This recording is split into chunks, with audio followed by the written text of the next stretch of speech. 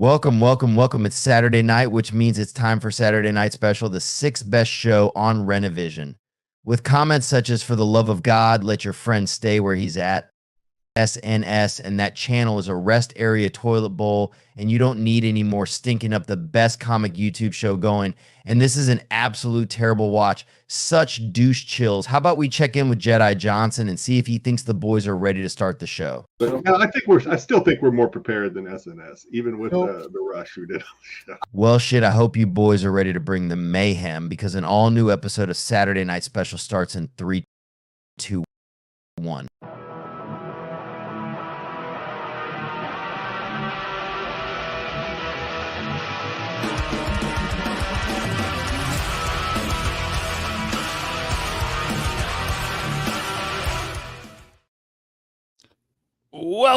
Welcome to another episode of Saturday Night Special. It is Saturday night. How's everyone doing tonight? I'm doing good. Looking forward to a night with 75% fewer copyright strikes. Yes, unfortunately, Kyle can't be here with us tonight. If you guys are in the Phoenix area and you saw the news, the Loserville concert was in town last night. And while Corey Feldman was playing his set, Kyle rushed the stage. He has since been knocked out by Corey and arrested. Unfortunately, we have not gotten a wire transfer from Pete of our super chat money yet to post bail for Kyle. So he will not be here with us tonight. So when you see Kyle next, laugh at him for getting his ass kicked by the comeback king. Well, he's not going to wash his face. You know, that boot imprint is going to stay there for a while. He might get it tattooed. Yeah. Well, I would. Corey Feldman, he's the comeback king. Have you seen that guitar solo? I saw you sent us a reel, or was it Kyle? I think it was you. You sent us a reel of Fred Durst. Was it? Came out and sat down and watched the guitar solo live. Yes. Yep. People were saying Corey Feldman ain't playing this guitar solo. He sat there and watched him do it. But hope you guys are having a great weekend. Not an answer. Another week in the books, another Saturday night kicking off. Did you guys do anything cool this week? Anything fun? I got monetized on Twitter like 2 months ago, and I finally got my first payout this week. Nice. I got a payout from TwitterX.com. You'll never guess how much it was. $11.11. 11.11. Make a wish. You're the man with the plan. Yes.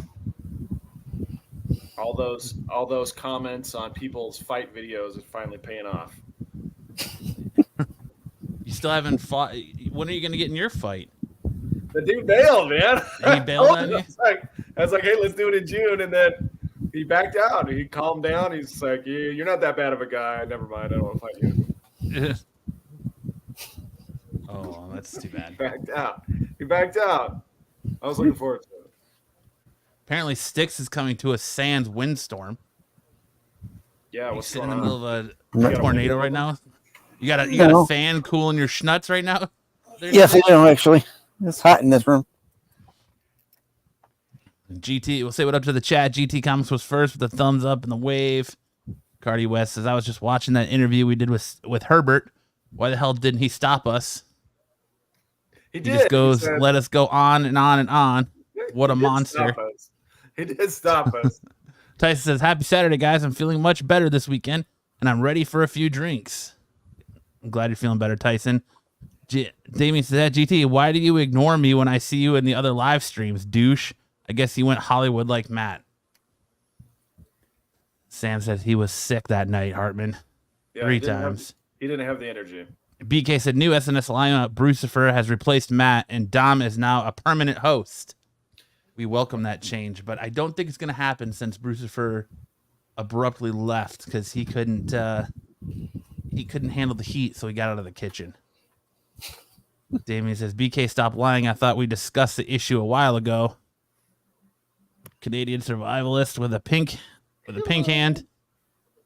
That's a jazz hand. Jazz hand. GT says, into the rest stop toilet stall with lots of, yeah, good day, sir. You lose. You get nothing. Good day, sir. Tyson says, boo, we need more copyright strikes. And it just goes on and on and on. I do like Damien Tyson's says, icon there. Damien says, Sam, $40 more books, and you can get laid Well, for he the means night in an bucks. alley. The next one he says bucks. Corrects it. Bucks. More bucks. Okay. There you go. GT says, was Kyle charged with touching the pickle with an underage man? Nah, he was. He got his ass whooped by Corey Feldman. So there you go.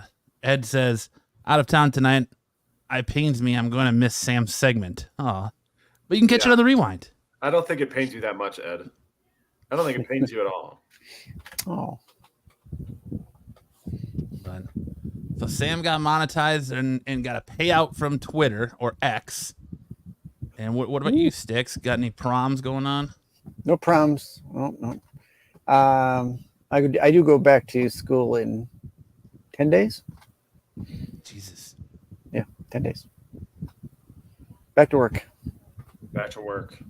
Yeah, my summer off is almost over. What do you do at the school again? You're the resource director? Yeah. He cleans the bathrooms. He's a Gotta janitor. clean the resources. He's the janitorial staff. Do you stand in the bathroom and turn on the alarm whenever someone vapes? Woo, woo, woo, woo. Vape alarm, vape alarm, vape alarm. We're gonna hire someone full time to keep kids from vaping. Give them any ideas, I'll probably do that. You stand right there, Charlie. I heard that Sticks is they're going through a drought and where Sticks lives in New York, so they're gonna have him in the bathroom monitoring how long kids wash their hands, make sure they don't use excessive water. Gonna be like the 30 seconds, kids. 30 seconds. Soap up good. You're spending too long in that stall. What are you doing, jerking off? Get out of there. Yeah.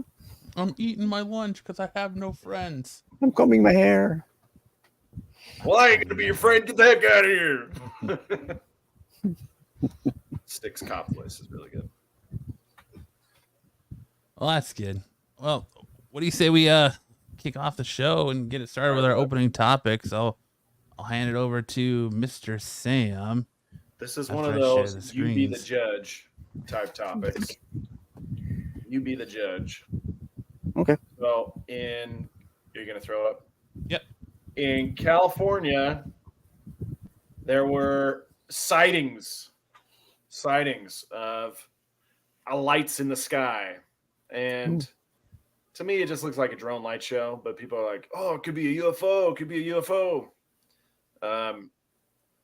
If you get, I don't know if we have access to the video, but it is the lights, they go up, they hover, they kind of blink in different colors, red, blue, and green, and then they drop back down. Sticks Boy equals Mr. Mackey from South Park. And what Dom Luker says is more eerie footage of the mass UFO spotting in Palmdale and Lancaster, California has surfaced. This is possibly the clearest and closest footage of a UFO formation. And in this footage, one UFO can be seen coming towards the cameraman and then vanishing in thin air. Yeah, I mean, if you see this video, it just goes up and it comes back down. And with the proliferation of drones, I'm a lot less impressed by UFO footage like this because it's very easy to attribute this to drone lights.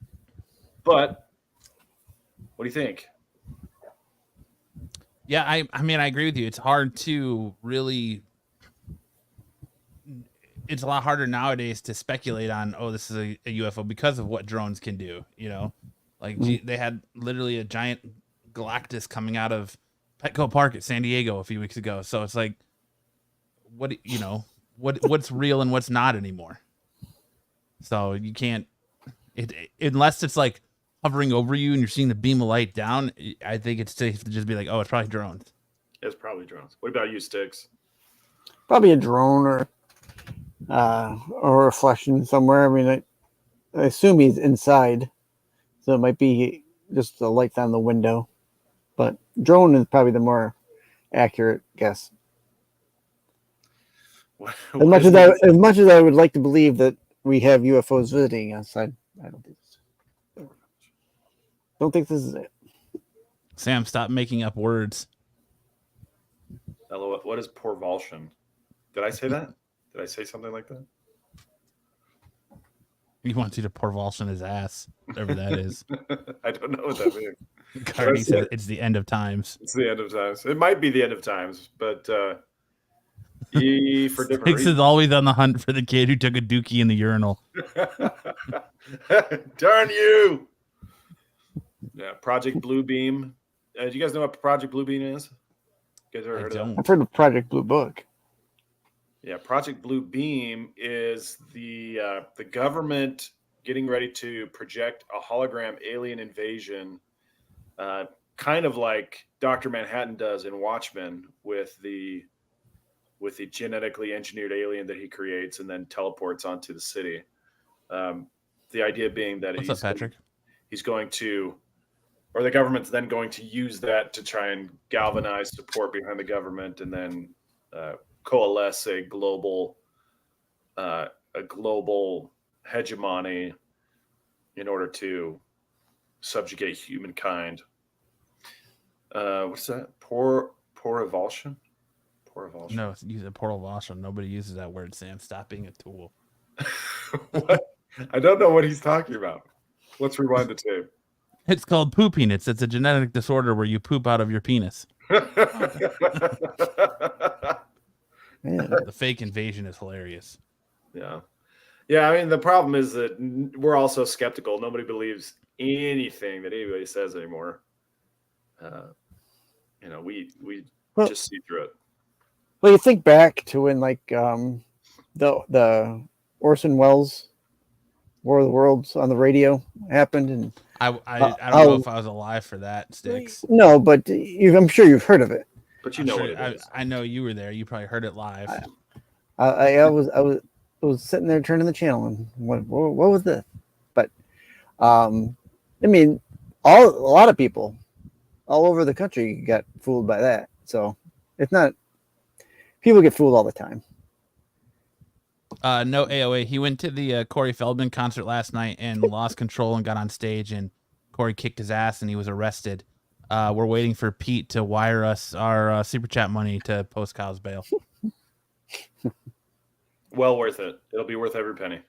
Yeah. We're gonna start. Sam's working on free Kyle t-shirts as we speak, so they might be on the shop soon to support Kyle's bail. Putting my X.com money towards Kyle's bail. All $11. Sticks was 70 in 1939. But with UFOs though, I think everyone's pretty much so desensitized now that unless one actually shows up and lands to where you can see with your eyes, everyone's just gonna kind of whatever it. Yeah. If aliens came down in real life and appeared, I still feel like everyone would just kind of shrug it off. Like, I still have to go to work. I don't care. Yeah. Yeah. You look better than the government we got now, so whatever. Thanks, Tom DeLong. Damon says, Sticks, what's the pros and cons of being old, Sticks? Matt, don't laugh. This is serious. The pros and cons of being old? Money's a pro. Do you have waking up and realizing that body parts you didn't even know could be sore or sore. Yep. That's always fun. Yeah. I found out my uncle broke his neck a couple weeks ago. He was wrestling one of his cows and he broke his neck. And what is his name? White Goodman? No. He it's a metaphor, but that actually happened. He raises Black Angus cattle, and he has probably like 50 to 70 head of cattle. And he's 83. He's 83 years old, and he was wrestling cows, and he fell down and broke his neck. Damn. Is he all right? Other than a broken neck? He's He's not paralyzed or anything? Neck, he's doing okay. No, he's not paralyzed or anything? No, he's okay. That's good. Tyson says, Cardi says, con is he never heard of poopiness. No. That's true. That would be a con. DK says, if you lose a fight to Corey Feldman, there is no redemption. The fight with Corey Feldman is the redemption. That's what Kyle was after. He just wanted. Sheesh, Sam. Way to kill a serious moment. It is a serious bone. You ask for pros and cons. The cons are you get brittle bones. Wrestling cows isn't as easy as it used to be. Puffy said there are no pros, only cons. AOA says wrestling equals loving. He's loving on some cows. Well, he does raise some good beef. Anyway, Ayo. I would say don't buy the hype. These are just drones. That's my take. And with that, Still what's like the police ones above them, the red and blue light ones? yeah, they were changing colors. So they were like cycling between red, blue, and green. Oh yeah, then they're definitely drones.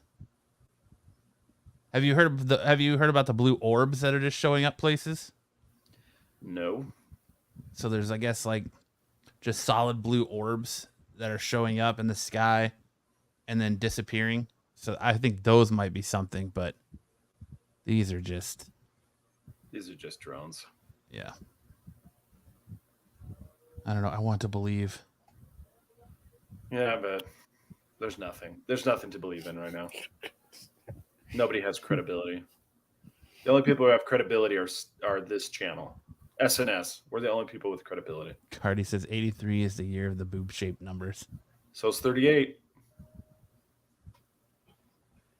Well, I'll tell you what. He His doesn't nephew live. Sam there to help his uncle versus the crippler cow.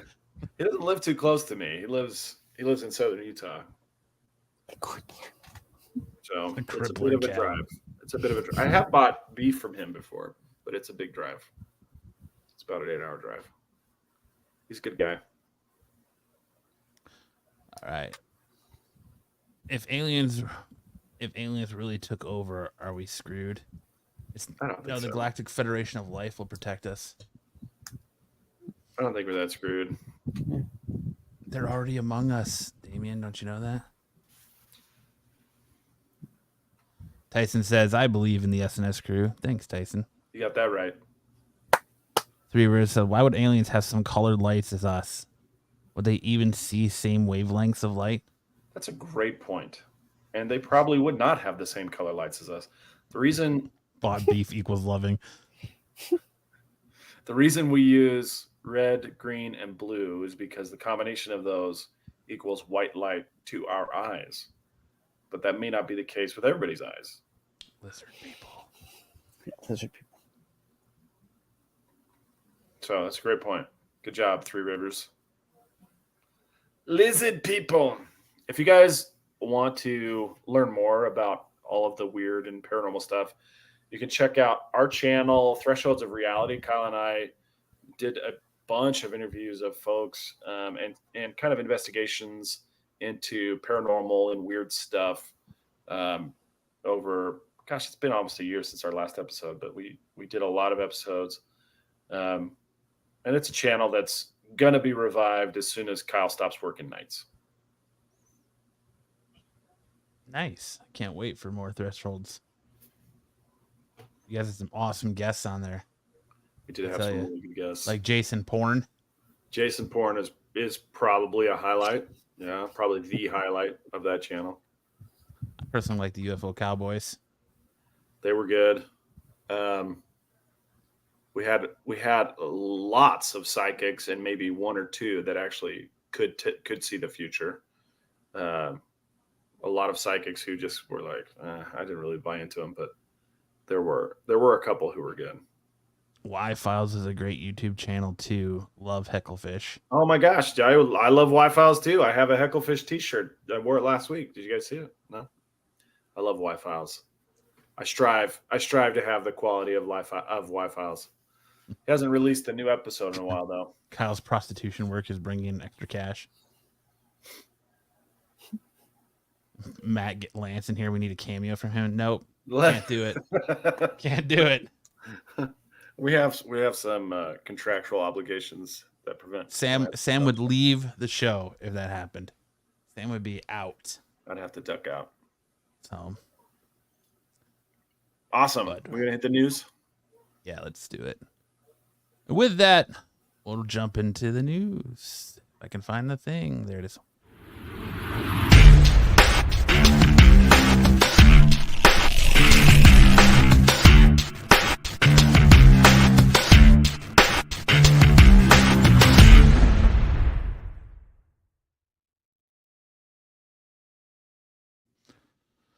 Kicking us off, woman sentenced to 9 years for stealing $1.5 million in chicken wings.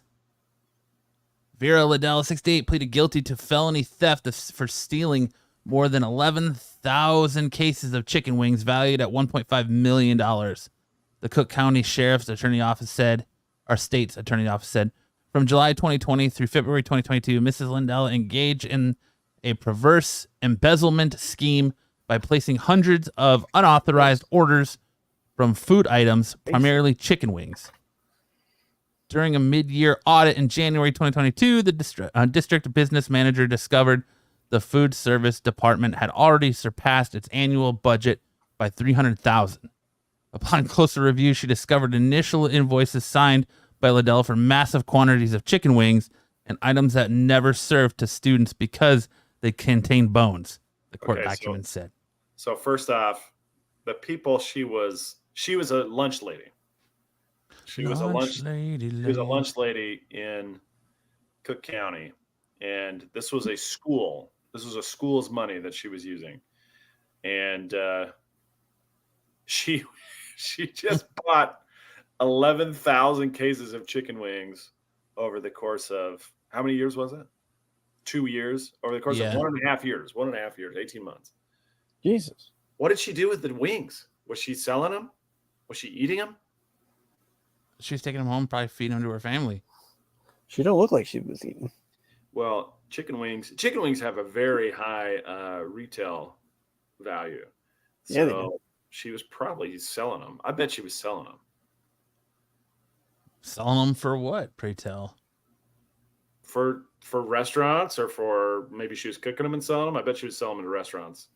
I like to think that maybe she had a side business where she had a nice little food, like a food truck, and she was just using them to supply her food truck with the necessary amenities to make that money. She's like, this school ain't gonna miss this chicken. You know, these types of hustles are really interesting.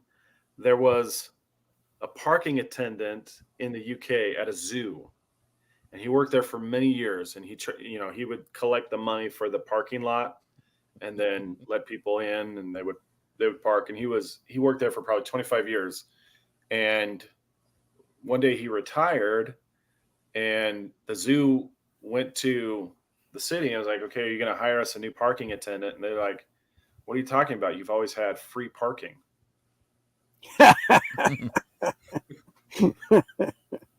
They estimated that the parking lot attendant made somewhere in the range of $15 to $25 million in parking fees that he just kept them.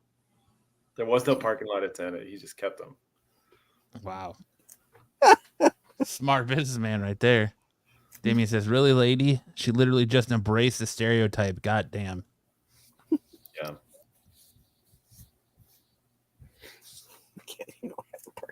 Three Rivers says, I guess those are hot wings. Be here all week. Tip your waitresses. Hey-o!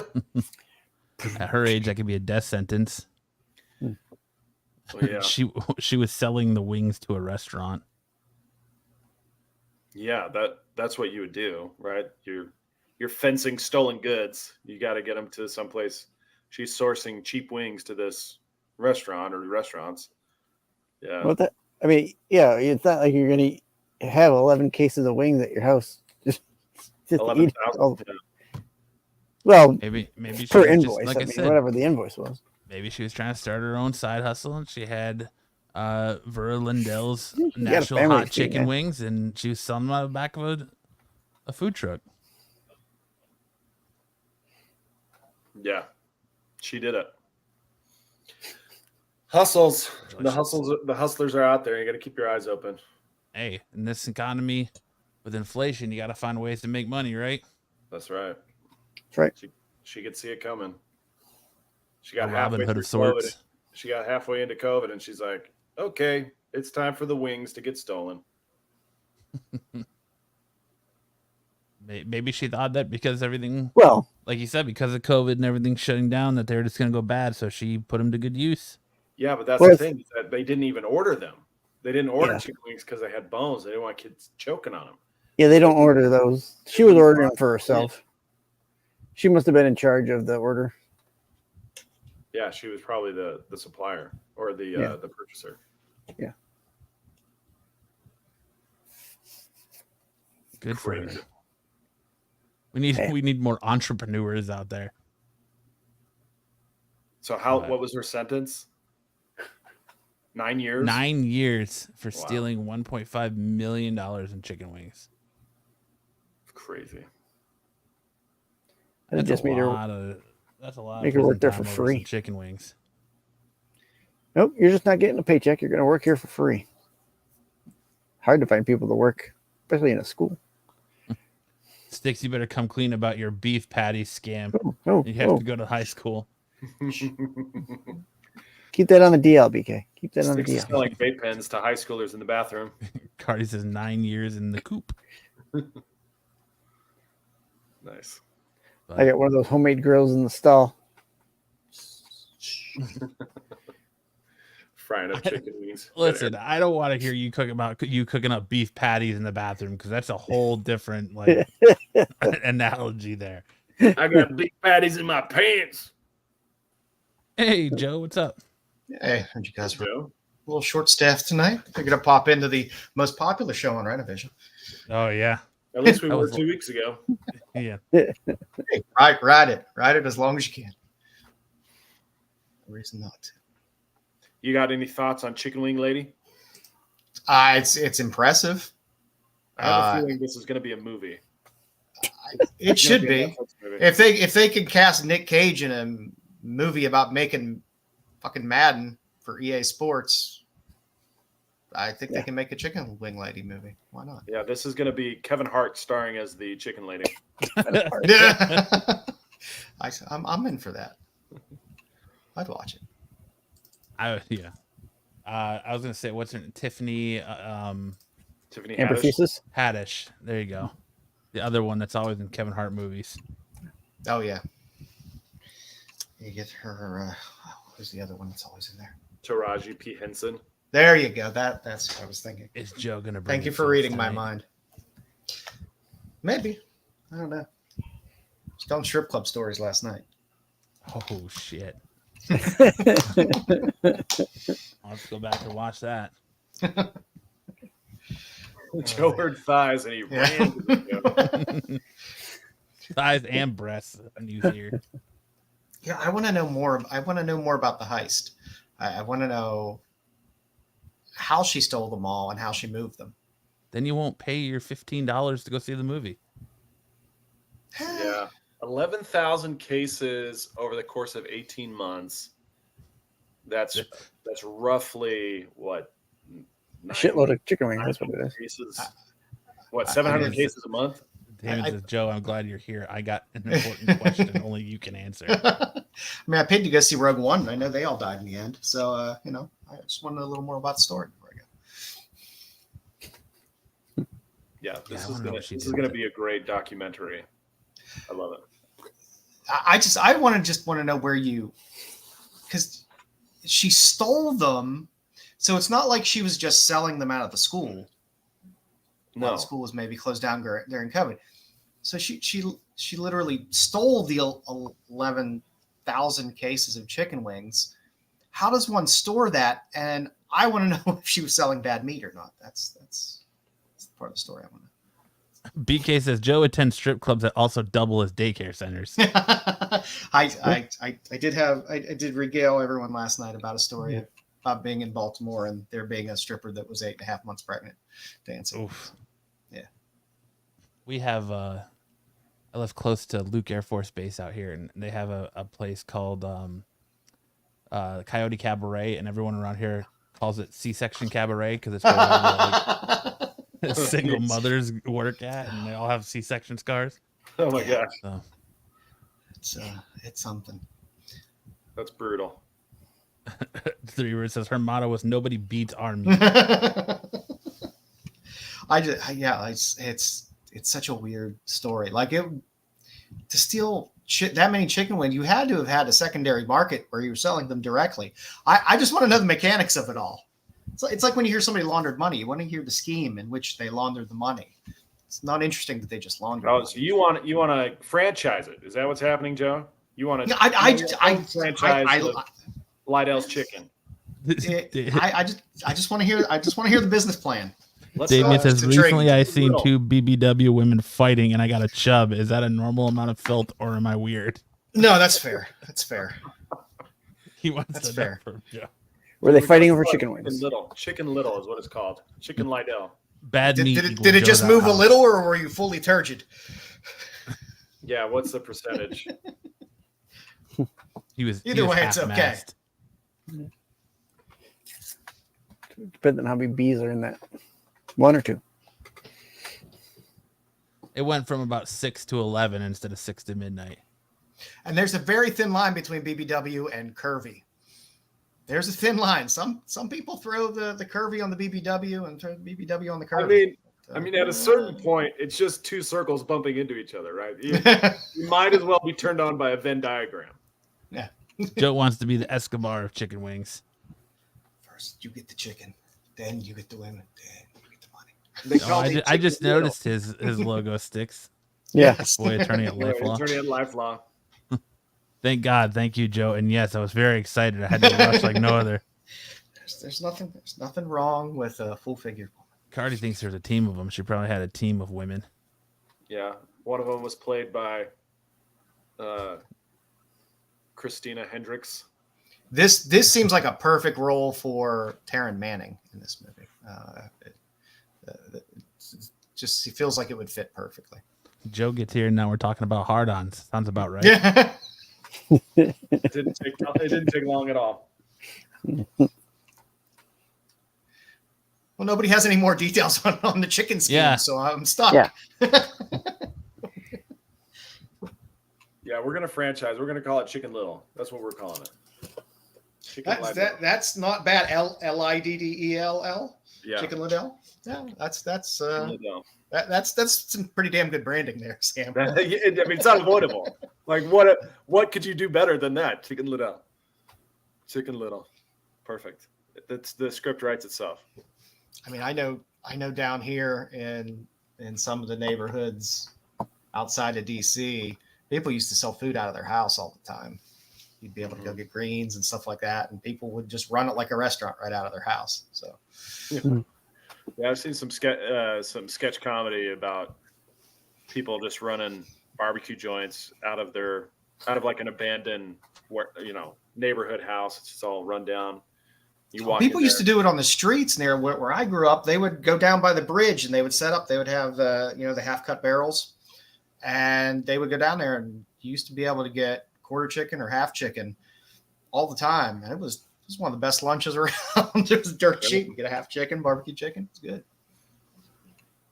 There you go. Charlie said that's the movie title, Chicken Heads. Chicken. Yeah. Chicken Liddell heads. Yeah, it's a tough economy, man. You gotta make your nut where you make your nut. Christina Hendricks. I'd like buffalo sauce off her. Oh, she's good stuff. There you go. All right, moving on.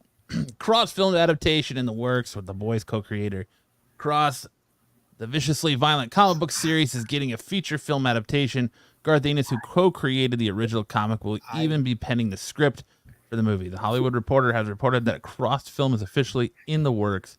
How? It's the third comic book worked on by Ennis that will be given a live-action treatment following Preacher and the Boys. The crossed film will be developed by 6 studios after the indie company acquired the script. As of now, the search for a director is underway, with plans to start filming this fall. No cast members have yet been attached to the project.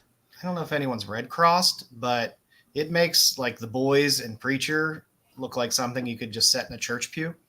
Yeah, that's Crossed is dark. It's either going to be real toned down or like or weird. The Terrifier level of violence. Yeah, or it's something like, I mean, Garth Ennis is, he's known for having a certain level of shock value in his work, being pretty dark, but this is Garth Ennis at 11. What's Davey it said, about? wow, are you serious? I just seen these books at Dollar Bin hunting today. There you Better go back and get them. What's it go about? back and get them. We know how option news moves, books. Just look for number one, because that's all that ever works for indies anyway. I mean, it's you got to think that name alone, Garth Ennis and creator of The Boys and Preacher would do, especially creator of The Boys would get people moving for it. I'm a little confused that they're going with feature film, because the level you would have to go in terms of putting something close to the source material out would almost make it an NC-17 movie. That's what I'm saying. Like they're gonna have to tone it down, because I don't know how they're gonna get anything under NC-17. But that's probably why they probably can't even put it on TV. They'd probably have to tone it down even more for TV. Yeah. Which says a lot for what they did with The Boys. Although nothing is more disgusting than in The Boys than how bad that last season was of The Boys. Oh, I didn't think it was that bad. Oh, it was pretty bad. It was wasted talent of those actors. It was so bad I had to go back and watch all 4 seasons of Banshee just to get the star. To get the stench out of your eyes. Did you say what's it about, Sam? I just looked it up. Oh, I was gonna say it's dark wish fulfillment. Yeah. Dark is underselling it. Damien says, I didn't pick any up because I didn't know about it, and it does look brutal. Yeah. 3 says, my LCS just bought a collection from a guy who only collected modern number ones. Interesting collection. How many Darkhawks did you have? Yeah. How much did you get for like $500? How many Sleepwalkers? I've seen quite a few people like on Whatnot. If you even put up a number one, they snatch it up right away. That'd be fun. Doesn't matter what it is. Next. Doesn't matter what frick it is. It says that Garth Ennis is actually writing the script though too, so it makes me think it'll be better than if just some rando is writing it. Hollywood seems to kind of fall in love with like one creator or a couple creators and just kind of let them run projects through. Yeah, until the dollars stop flowing. Yeah. I mean, well, Mylar was a little short-lived with Netflix, but I mean, they bought the whole universe, right? And Jupiter Ascending wasn't so ascending, but well, as far as the Mylar verse goes, I think they just picked the wrong books to start with. And I didn't even think it was that bad. They had, the series they had. I probably would have pushed Kick-Ass or Huck or something other than Jupiter Ascending right off the rip, but yeah. They just were aching to see some Channing Tatum with pointy ears. I know. I'll be happy to see when Tinian starts getting something actually happening. What's the next Kirkman property to get a show? Spec Firepower? I hope so. I got plenty of Firepower books. What's the other one he was doing? I mean, if they want to go dark, they should go Fire Punch. I mean, Fire Punch. If Kirkman's smart, he'll just get in on the G.I. Joe Transformers train. Oh, well, I talked to him at San Diego Comic-Con in an interview, and he said that he's with Invincible. He's trying to get more of his properties in the animation realm. So like Battle Pope, he said he's been trying to work on Battle Pope, trying to bring Outcast to animation. Those are 2 of his properties. Trying to think of what the next one would be. He said he's more focused on doing the animation side of it than selling his properties. Invincible's been fantastic. Joe, were you talking about Jupiter's Legacy? Yeah, Jupiter's Legacy. You said Jupiter Ascending. Jupiter Ascending totally different movie. Yeah. Jupiter's Legacy was My brain ain't worth a shit on the weekends. I mean, he did a lot of work on Marvel. He's Oblivion Song. That's what I was thinking of. Oblivion Song. But yeah, that was a good popular indie run. It was. No, I was not screaming it in the bathroom talking to him. I was gonna put it out, but it's only audio. So it was roundtable interviews. So it was during they had a huge panel for Amazon animation. So like I got to talk to the Kirkman and the dude who's part of the Critical Role. Well, the guys that are part of the Critical Role team, and then part of the Sausage Fest show and movie writing team, and then Kirkman. And so it was only audio. They wouldn't let us do video recording, so I never put it out. But just because I don't want to put a blank screen and a bunch of audio under it. Well, you could have put a picture of him up there. And... Yeah, why didn't you put a slideshow together? Just a picture of me and then a picture of him, and each time we talk, we just make stupid faces. No, you throw up pictures of the. I still might do it. Get a picture of you going like this. Just do the Conan O'Brien where they cut out the mouth and then you impose your mouth in it, and there we go. One of those while it's going.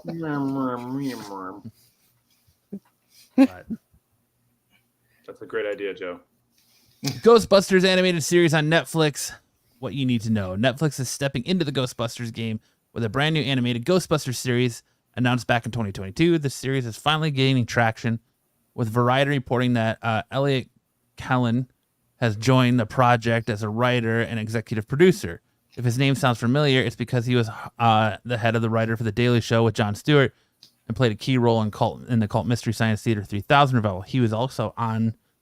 We also interviewed him on MCM. Because he was doing the book Maniac of New York.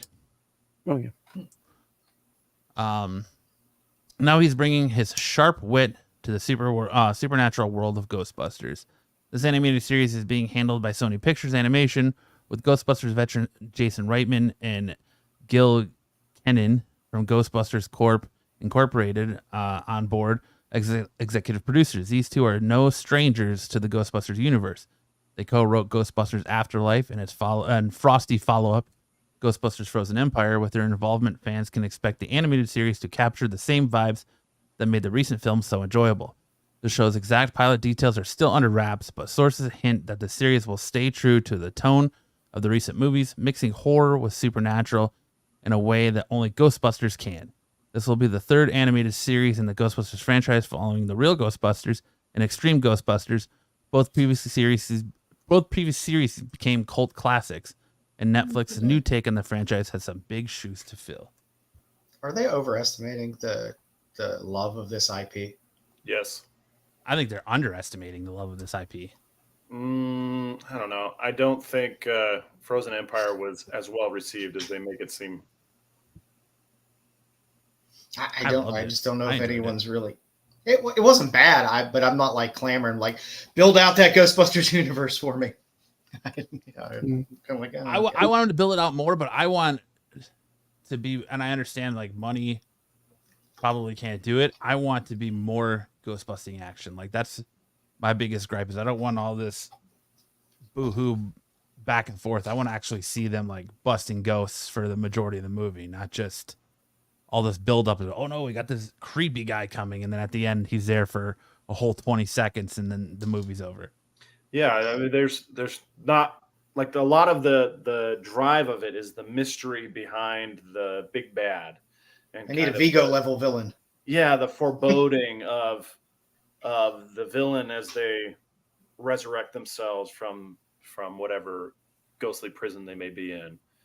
And if they do it well, it doesn't matter that the villain's only there for the climax, because it's had the build up the whole time. You know, the Ghostbusters 1 did that well. Ghostbusters 2 a little bit not quite as well, but still pretty good.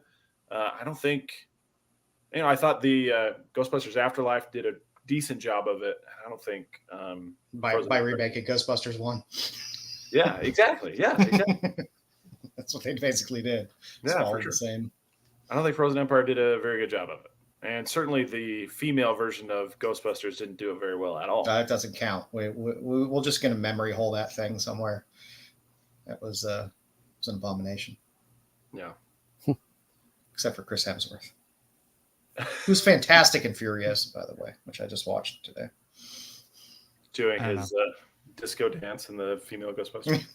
Yeah. I want more Ghostbusters. I love this franchise. I loved Frozen Empire, and I loved the Afterlife. So I'll definitely. But I grew up on it. I loved, like I'm sure the rest of us did. I loved real Ghostbusters as a kid. Mhm. I used to play the video game on my Commodore 64. Yeah, definitely didn't really care about Extreme Ghostbusters, but it's a franchise that's near and dear to my heart that I love. I just want more ghost busting action. That's all. I want less conversation and more busting ghosts. Bustin' makes you feel good? Afraid Always. of no ghost. But I'll watch it. I'm here for it. Netflix, let's go. Stan Lee was once jealous he wasn't asked to play this iconic Marvel role.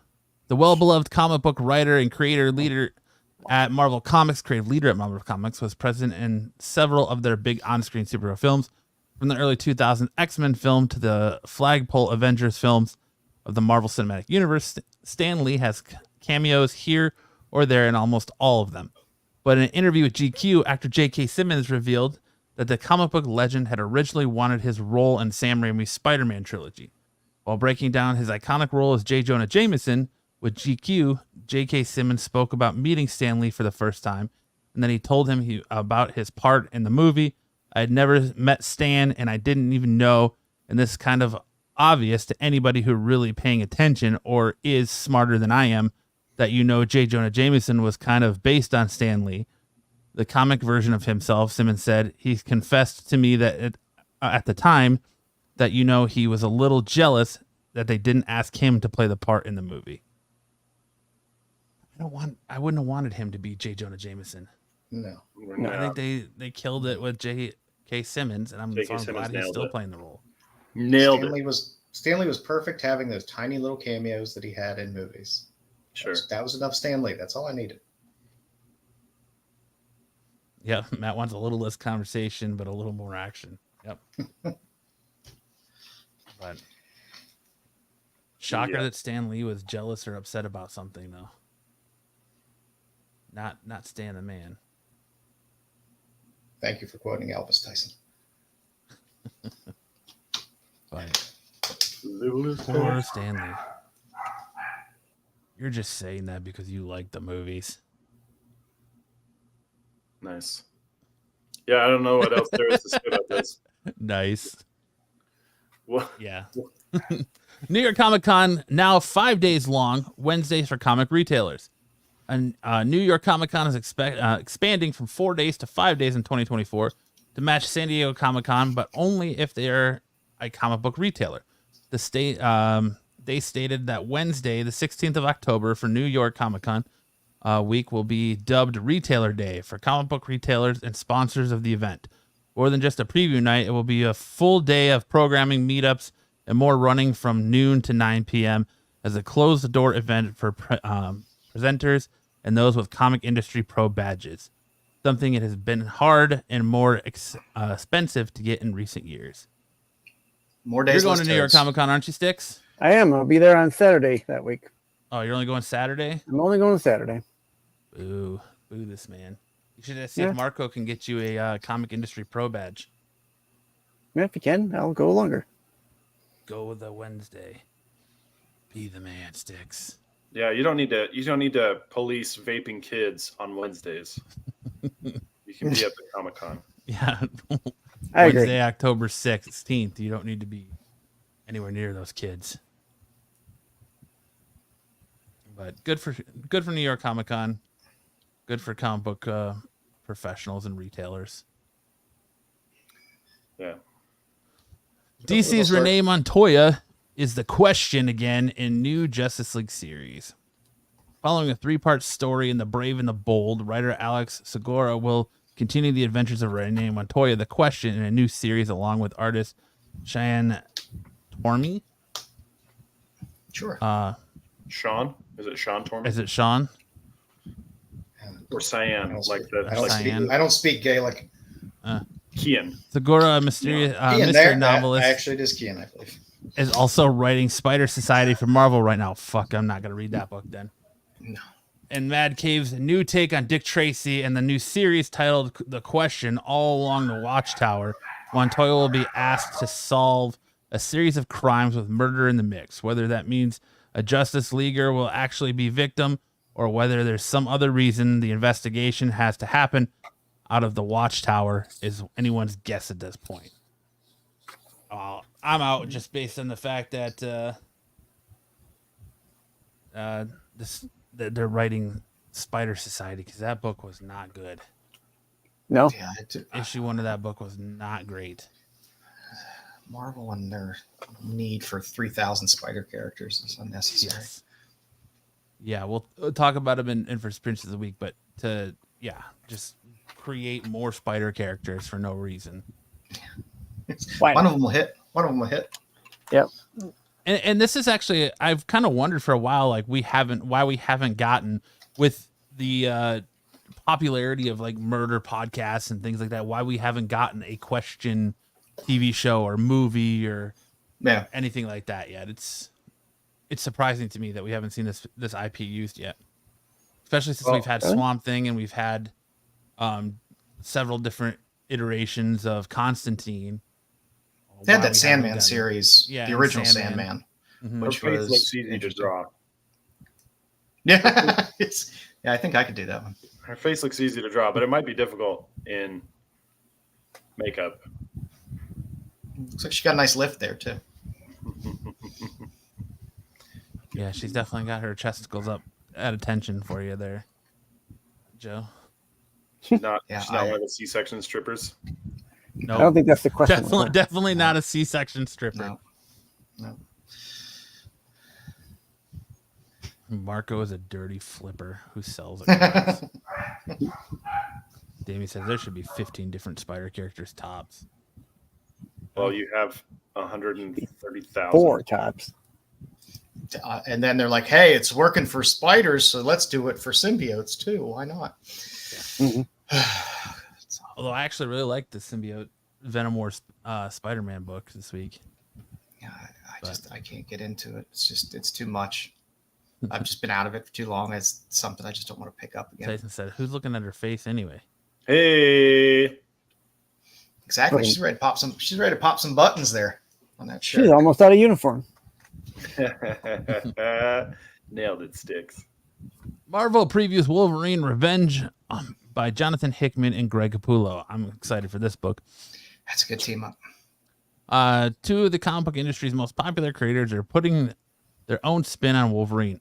Writer Jonathan Hickman and artist Greg Capullo are collaborating on Wolverine Revenge, a new 5-issue miniseries that will pit Logan against a slew of adversaries and what's sure to be a bloody romp across the Marvel Universe.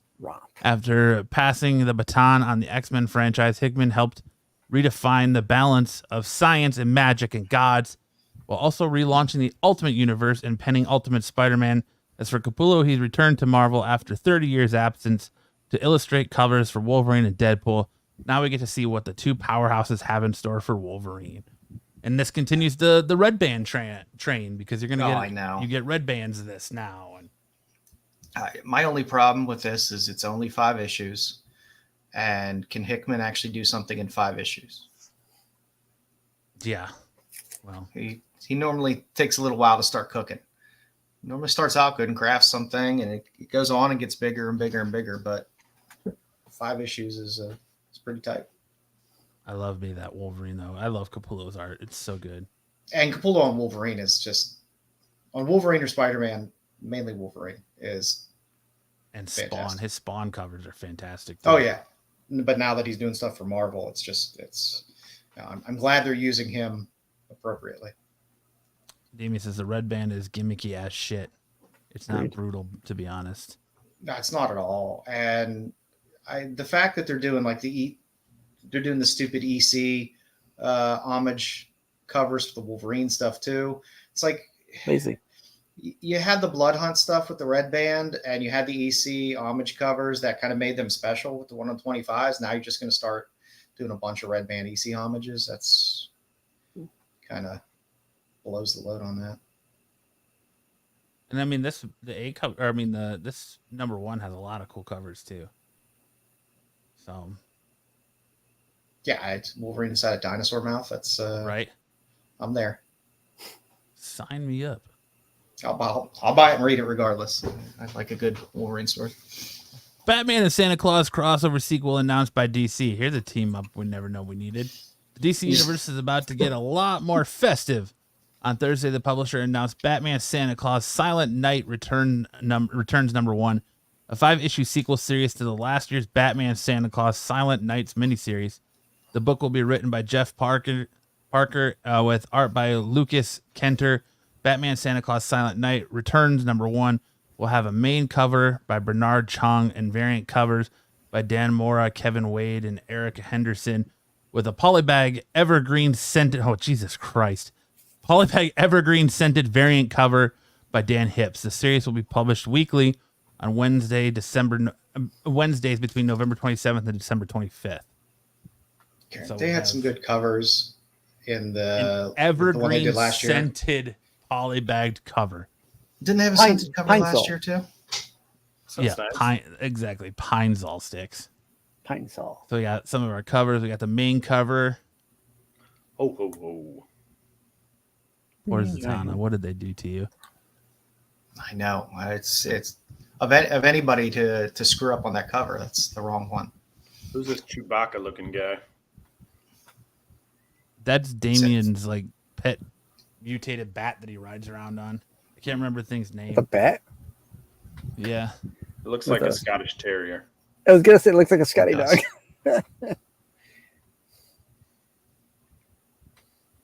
Well, that reindeer is just a little too excited. He's having a great time. Dan Mora. That's a pretty badass cover. I like that. Dan Mora's great. He's really fantastic. Both when he does interiors as well, it's fantastic. The 1 in 25 by Kevin. I love his milk and cookie gut there, but he's looking pretty jacked. Dude, look at his fucking bulge. Little treasure trail there. Definitely. That's Damien watching 2 BBWs fight. Right there. That's about the chub right there. Yeah. Check out my mistletoe. His sexy Santa calendar. But yeah, fucking Santa is properly jacked. Wonder what happened right here. These got cuts. Those aren't cuts. There's a muscle like that. Those are stretch marks. Those are muscles. He lost some weight. If you're jacked, you have muscles there. That 1 in 25 is zesty ass shit. The Eric Henderson cover. That's booty hole. This fucking reindeer looks like it got rabies. I can't even. It's hard to even tell what the fuck's going on there. I mean, I see there's bats coming out of the chimney, but it takes a while to stare at it and figure out what's going on. Looks like a xenomorph there next to him. It's a little scary. Yeah, it does. It's supposed to be a bat flying away, but yeah. Then we got the polybagged variant. This is the one that's scented. Your scented variant. Yeah, one of those gimmicks. And some interiors. Preview there. Look at little Damien sitting by the tree. Look, he's trying to cop a feel on Zatanna. Like who hires Zatanna as the babysitter? Batman. Me for she can babysit me any day. For yourself. That'd be fine. Oh ho ho. I mean I won't buy any of these covers, but on the second issue, if they have a Zatanna cover, I'll buy it. Santa Claus and Robin swinging into action there. Yeah, I think I'm gonna pass on this one. Don't need any more. I don't need Batman Santa Claus stuff. No. But that's it for the news. Now we're gonna hand it over to Sam for Ed's favorite segment of the night. Big Turn news it up. and Turn anime. it up. Watch your ears. Turn it up, man.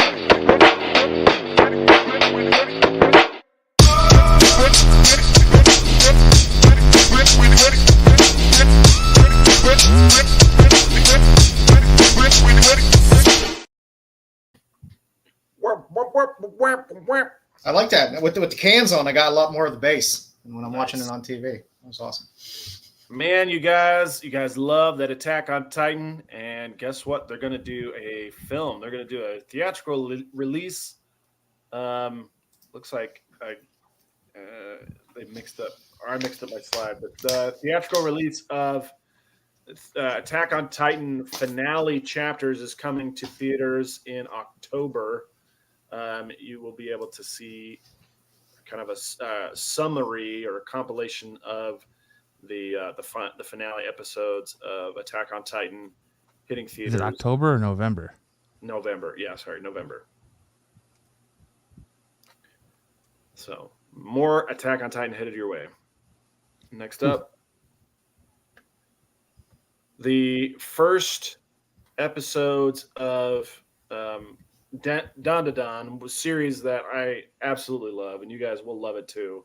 Is also going to be headed to theaters in September, hitting North American theaters September 13th through the 15th. So before it hits Netflix, you guys can check it out in theaters. This series is going to be a runaway success, I can tell you already. I'm glad they seem to be putting more of this stuff in theaters, even if it's limited runs. Yeah, theaters need content, and this content's very popular, and this content also needs wider exposure before it heads to exclusive stream sites. So it's a match made in heaven. It's also fun to see it on the big screen. Yeah, absolutely.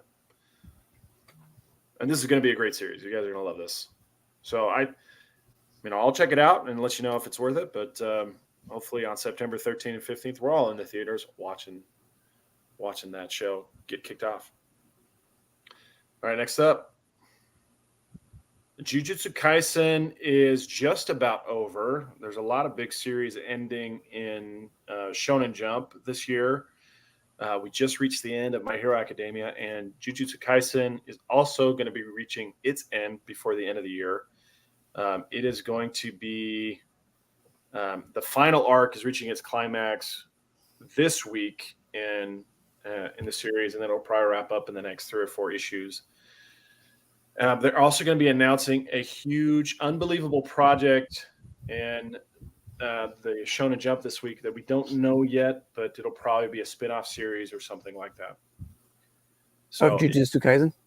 Yeah. Okay. Do you like Jujutsu Kaisen? My son does. Yeah. Fantastic series. The anime has done 2 seasons. There will be a 3rd season, and it's just about how fast they can produce that series without dropping the quality. Yeah, he was just binging the series the other day. He had to catch up. Yeah, so on Netflix you have 2 seasons, and then the prequel movie, which is called Jujutsu Kaisen 0, and it follows one of the more powerful characters that is revealed in the series later in the manga. But very good series. It's doing gangbusters sales-wise because of the story, and the pacing is very good. BK says Joe will be slowing down all the fan service spots and Don. And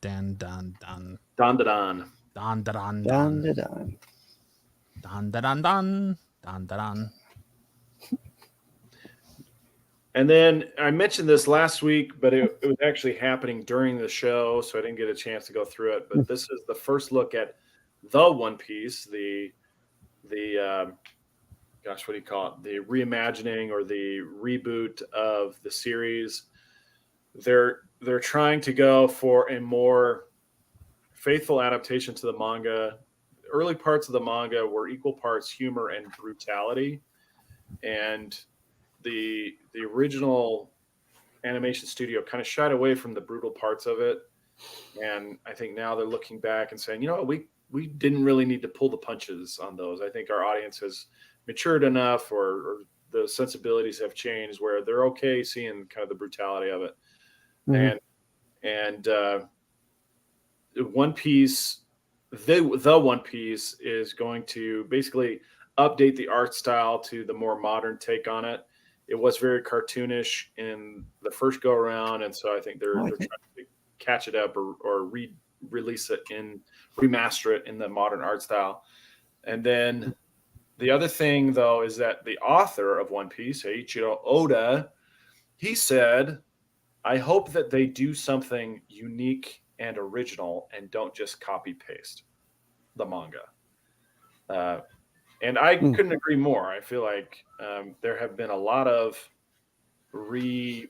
revisions or re-releases of the same story over and over again.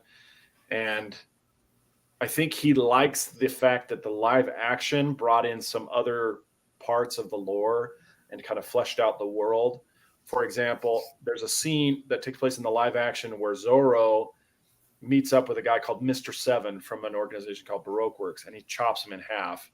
And that's something that's not ever depicted in the manga, but they went ahead and made it part of the live action to kind of flesh out the world and show more about the dimension of Zoro and some of the other characters too.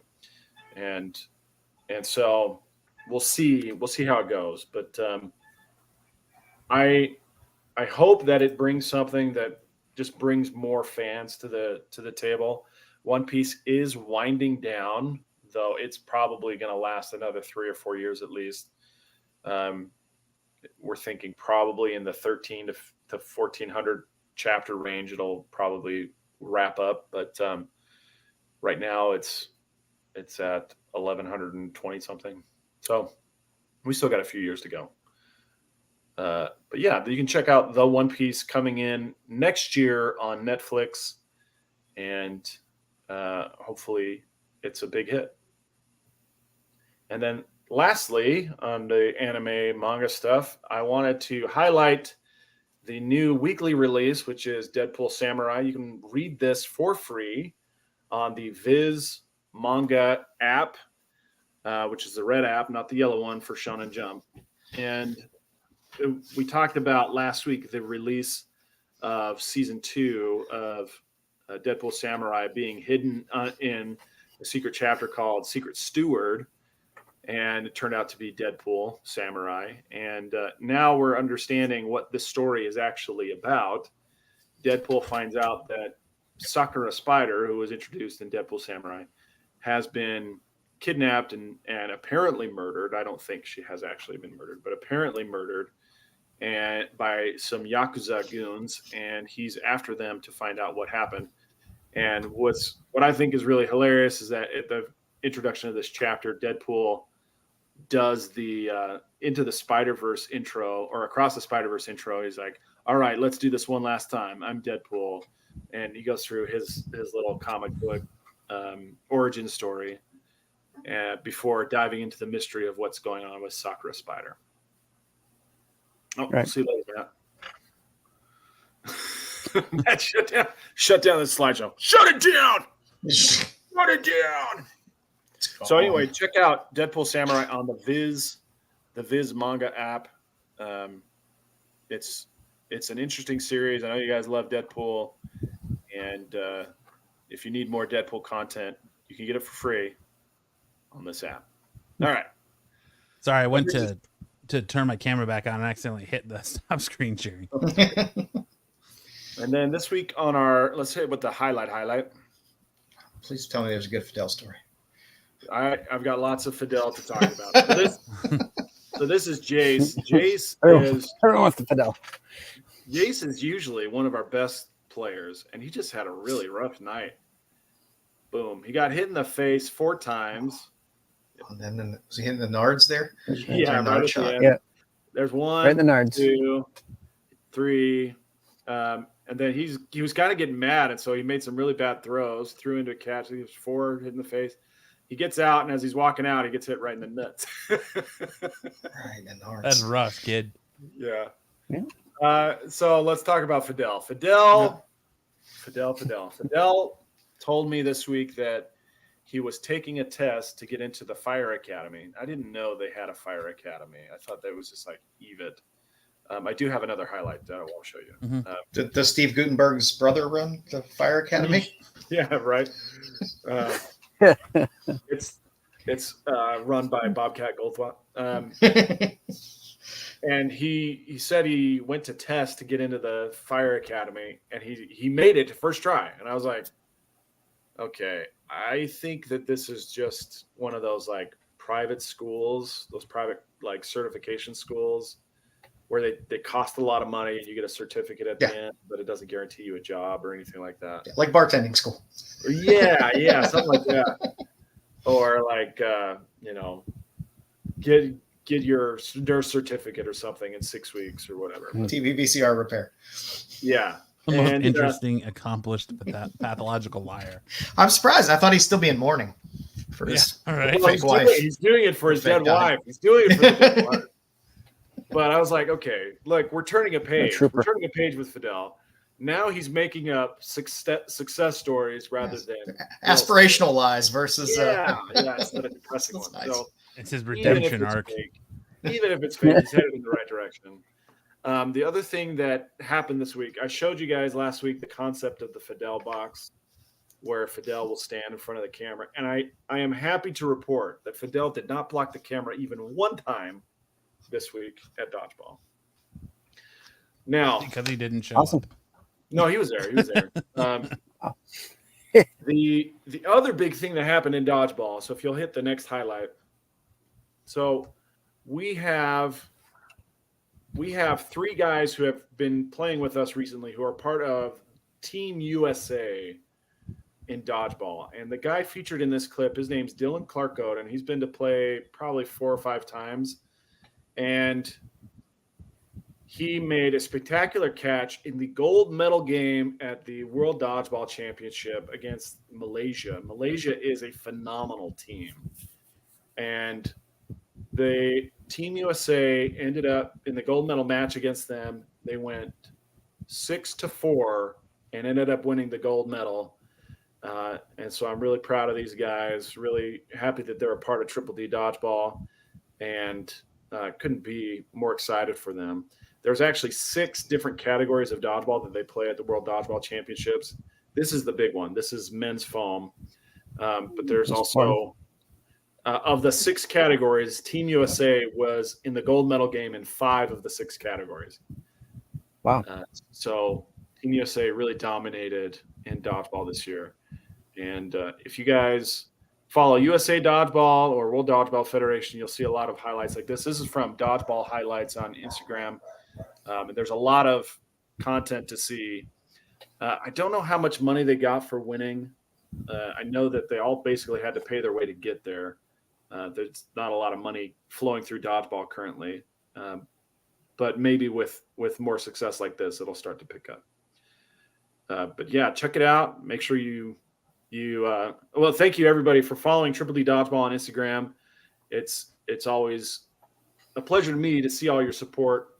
And we try to hand that support back out to you guys who follow. And so thank you everybody, and make sure you check out USA Dodgeball. You can also check them out. The actual games are on replay on Dodgeball Austria on YouTube, and then Dodgeball TV and Dodgeball TV 2 on Twitch. So there you go. No, I want the playground balls. There's just something satisfying about the twang. So that sound when you beam somebody. The point. Yeah, it's a lot of fun. Yeah, just like pink balls. When did it transition to foam balls? I don't know for sure. We were using about 12 or 13. We were using volleyballs when we started 4 years ago, and then we started to look around and saw that they were using that these. Fucking probably hurt. It did hurt a lot. I broke a couple fingers. There were a lot of fingers that got broken at that time. Japan uses volleyballs in their national version of dodgeball, but they only use 1 ball at a time, and we were using 3. So yeah, dodgeball has changed a lot. The cloth balls are a lot like volleyballs. They're just not quite as heavy. So I don't know. I don't know what to change, but they've been using these for a while, at least 10 years. I think in the men's championship, you use the rubber playground balls and you go to town. I'm not going to complain. And like, you watch the game and you'll be satisfied with the level of action. These guys are very intense. They're absolute world-class athletes. I just feel like, I don't know. There's no Australian female breakdancing, but I mean, to me, like, maybe I'm wrong, but I would think like it feels like you're losing all your power throwing foam balls? No, I mean so there are co-ed games there, Hartman. Yeah, there's co-ed divisions, but there's men's, women's, and co-ed. You don't lose power. The ball does. Okay, so as far as like the weight of the ball and the speed that it's coming off, when it hits you, it's like a slap rather than a punch. Okay, so using the heavy volleyballs, that's more like a punch to the face, whereas the foam ones is like a slap. But they're heavier than like a Nerf ball, though, right? They have it's about the same. Like Nerf balls don't have as much give as these ones do. Like the whole point of these, you're just trying to touch them. You're not trying to hurt. You're not trying to hurt them. So it's a different thing. But they move very, very quick. These particular foam balls move faster. They're a little bit heavier than the ones that we use. They're also more expensive and harder to find. Like they're really difficult to find in stock. It's like proprietary of this particular organization called World Dodgeball Federation. But it's a fantastic game. When we played in Italy, there's some really competitive people out there around the world. Malaysia has been the world champion in the past. Well, I mean, their prime minister was almost assassinated. By dodgeball. That's something we're in common, I guess. But yeah, it was a really fun. I think they played 7 games over the course of the week in each division, and USA was the only one that was undefeated, and that's why they got the gold. So there you go. Team USA all the way. USA, USA, USA. All right, so now we'll be switching gears, and thank you, Sam, as sports report and dodgeball and all that greatness. I love it. The Fidel report. And Fidel updates. Yeah, we definitely need more Fidel report. The Fidel drama. Yeah, I want to know. I want to know his firefighter journey now. We're all pulling for him. We're all pulling for him. Now he's just going to be telling you like fires he got called on that are like scenes out of the movie Backdraft. I fell through the floor and fell 7 stories. I died. I came back to life. Like Fidel, you do know I can read about these fires in the paper, right? They're building a statue to me. I got caught. I got the key to the city. I'm being promoted to fire captain. First one out of the academy. I still want to know more about his fake dead wife. That one just was fantastic. Oh, did I tell you about I've told you guys all about it, but yeah. I Release it. It's right there. Release the goodness. Come on, Sam. It's a fascinating story. She's Italian with a German last name. Oh yeah,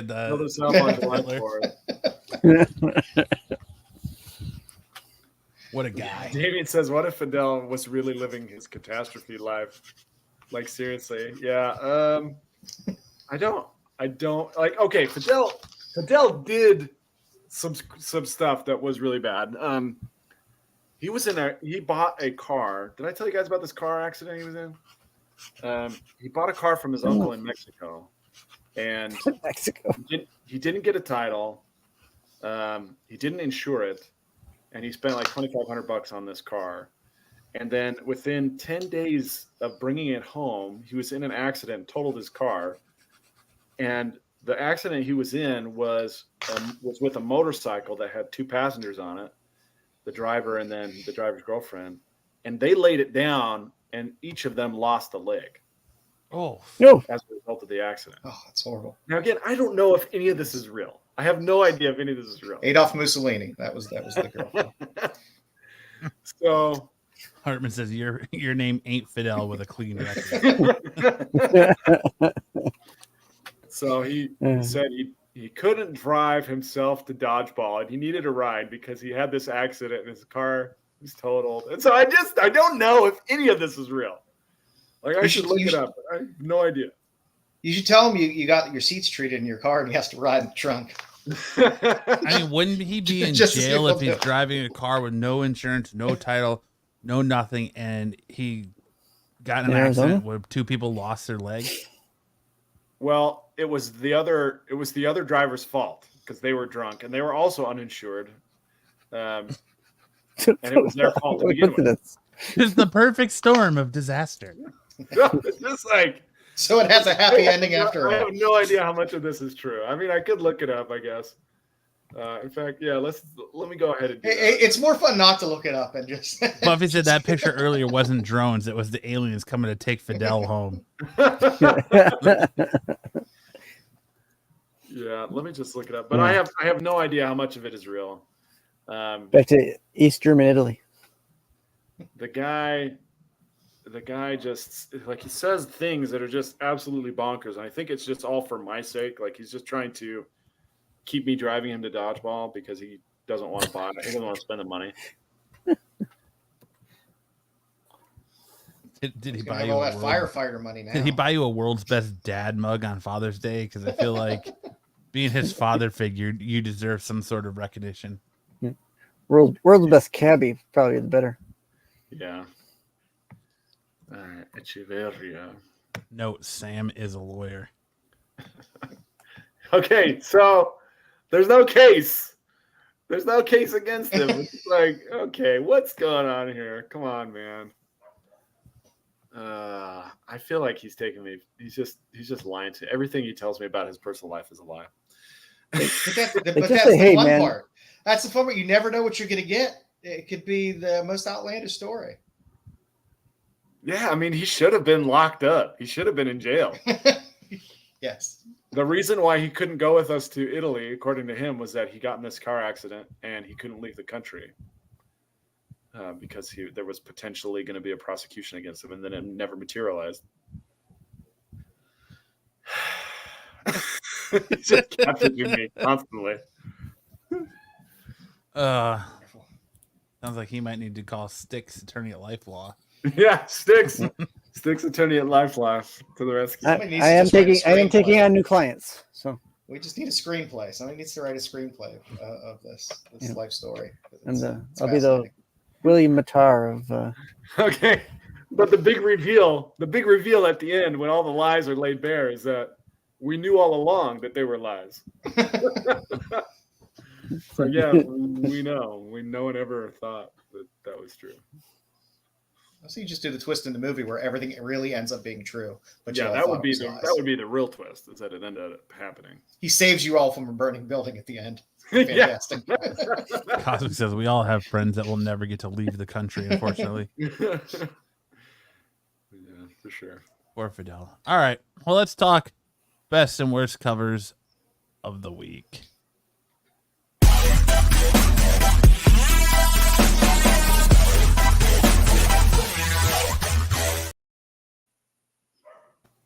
We should get free Fidel shirts now too. All right, kicking us off on worst covers of the week, we have Star Trek 23, the Levins cover. Perennial favorite for worst covers. Star Oh my Trek god, series. this is terrible. who Yeah. is that? That's like I think it's Data supposed to or be Data. brother. Yeah. He's playing some four-dimensional chess. It was 10D chess. Scotty or and whatever. No, this is Oh yeah, for sure. This is like a variety of crew members from the various Yeah. Star Trek shows, because you got Cisco, who's falling, Scotty over there on the plate, Dr. Crusher, some guy, and some blue chick. So yeah. Who's blue shirt up here? Yeah, I have no idea who that is. one of the medical officers. It's Will The Wheaton. medical officer. Sure. I don't know who the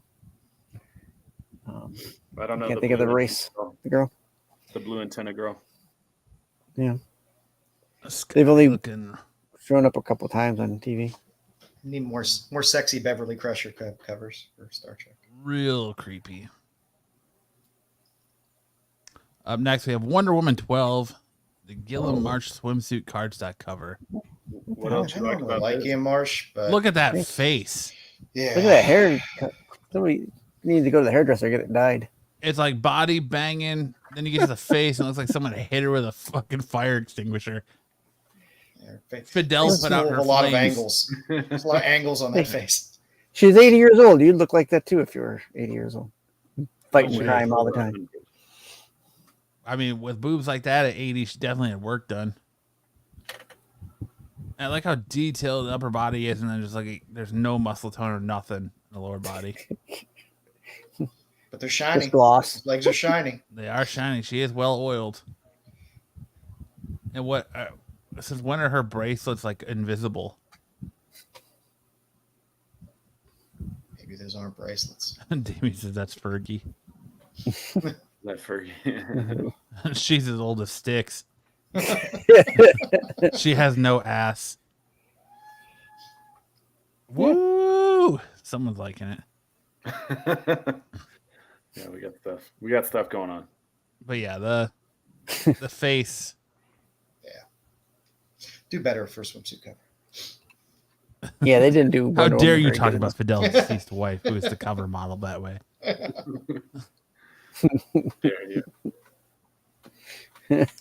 Up next, we have Dark Knights of Steel, All Winter #2, cover C, Lord. Christian Ward cardstock cover. That's awful. Yeah, that's bad. Yeah. I almost thought that was a Frank Miller at first, and I was like, oh, nope. That's Like- no bueno. Is that like a Hobbit? What is that? I don't even know how to feel about that cover at all. I don't know. It looks like Link got into the shrooms or something. It's true. Yeah, Link is tripping balls. it is Yeah. rough. Good old Elseworlds. Although her finger right here looks like an uncircumcised dong. It does. It does. Her face looks like she might have an extra chromosome. Colin says Samwise. This looks like a best cover for Lopez. Who is Lopez? Who? Who's Lopez? Yeah. Rough. Yeah, the hand is just. I don't know. Yeah, it's a little Too many. There's too phallic. many knuckles there for how many Little too fingers he's got. phallic. Just 3. Up next, we have Giant Size Thor #1. It's a What the giant hell size happened to pile of Thor? Shit. What the hell happened to Hercules? I don't know who went a little heavy on the inking. More like Jerkules. Ew. Who did this cover? It's just the main A cover. Oh, that's not good. It's from a coloring book. I don't Yeah, see any it's names on it. awful. Is anyone still reading Thor? No. That's why they I had to didn't make know it people big. did read Thor. Back when Kate's had it, it was a thing for a while. The Then he had Frost the- Giants look like Oh, they're yeah. having just a heck of a time. Who is Yeah, buying this junk? Way to phone it in on the giant size. Here, pay $10 for this piece of shit. Right? And that's probably what it's going to be too. $9.99 Yeah. cover price. That's just too much. This crap. I think a lot of times the $4.99 cover price Marvel is charging now is crap. Mm-hmm. We charge this because we get the best artists. And why are you putting out garbage covers? Unacceptable. And a lot of The these too, insides they aren't have- any better either. like normally like the giant side when they do these. There's not a lot of covers either. There's normally like an A cover and maybe a ratio. Mhm. So I'm it's trying to it's see not what I like did. it's not like they got like 7 cover slots to fill and one was shit. It's just like, hey, here's the shittiest one. Let's make it the A cover. Brian Hitch. Really, Yeah. that's a Hitch cover. That's Yeah. weird. Because Hitch has talent. Yeah, Brian Hitch. Awful. Yeah, truthfully, it looks like it's an interior page that was just swapped for a cover. He looks like Axl Rose. Actually, no, he doesn't. He looks like Who? Thor? David Lee Roth. Thor, yeah. Nah, Diamond Dave. Yeah, well, I wouldn't be surprised if that's not an interior page that they just grabbed, threw on the cover. But up next, we have Gotham City Sirens 3, the W. Scott Forbes cardstock cover. I was kind of torn on this. I kind of like what's this. going on with this cover? Is it me or the blurry? It's yeah. There's a little Vaseline on the lens. But I don't know. Part of me kind of digs it, but I kind of dig Forbes anyway. It's the cast of Sex in the City cosplaying the Gotham City Sirens with Sarah Jessica Parker as Harley Quinn. But it's not a horse There's face. something we don't need. She Really it Sarah looks Jessica like a horse Parker. face along with the mole she has. So This is gross. Yeah. Yeah. Three says, speaking of Wonder Woman, I saw the trailer for Snow White. Gal Gadot is sorry. asking the mirror, who is the fairest of them all? Answer, you are, Gal. End of movie. Are we to believe girl playing Snow White makes Gal insecure? Right? Yeah. Great point. Great Point point. casting. Ivy That whole looks like movie Johnny is a Winter. calamity of errors. Jonathan Winters. Who is the fairest of them all? You. Dun, dun, dun, dun, dun. Roll credits. Yeah. This poor book. Poor Harley Quinn, man. She's really getting taken through the ringer on covers lately. Yeah. Yeah, they're either really good or really bad. Who's the gal in the There's blue? never really in between. Was that Is that- Oracle? Well, you got Harley and Poison Ivy. Poison Ivy. Who are the other two? Catwoman. Kay Kane or Cassandra Kane. Okay. Batgirl. Yeah, Batgirl and Oracle. no, Punchline. is her hand down her pants? I kind of Her hand's down her pants. Now I'm kind of looking like at it. that, but I don't think so. I think that's. No, I think that's her waist. Yeah. Damien and Drag. Oh, okay. Oh, well, no.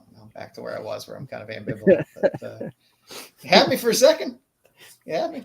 Yeah, I you had, look to really take, quick. I had to take a double take too to see if that was The level of excitement rose and then went down.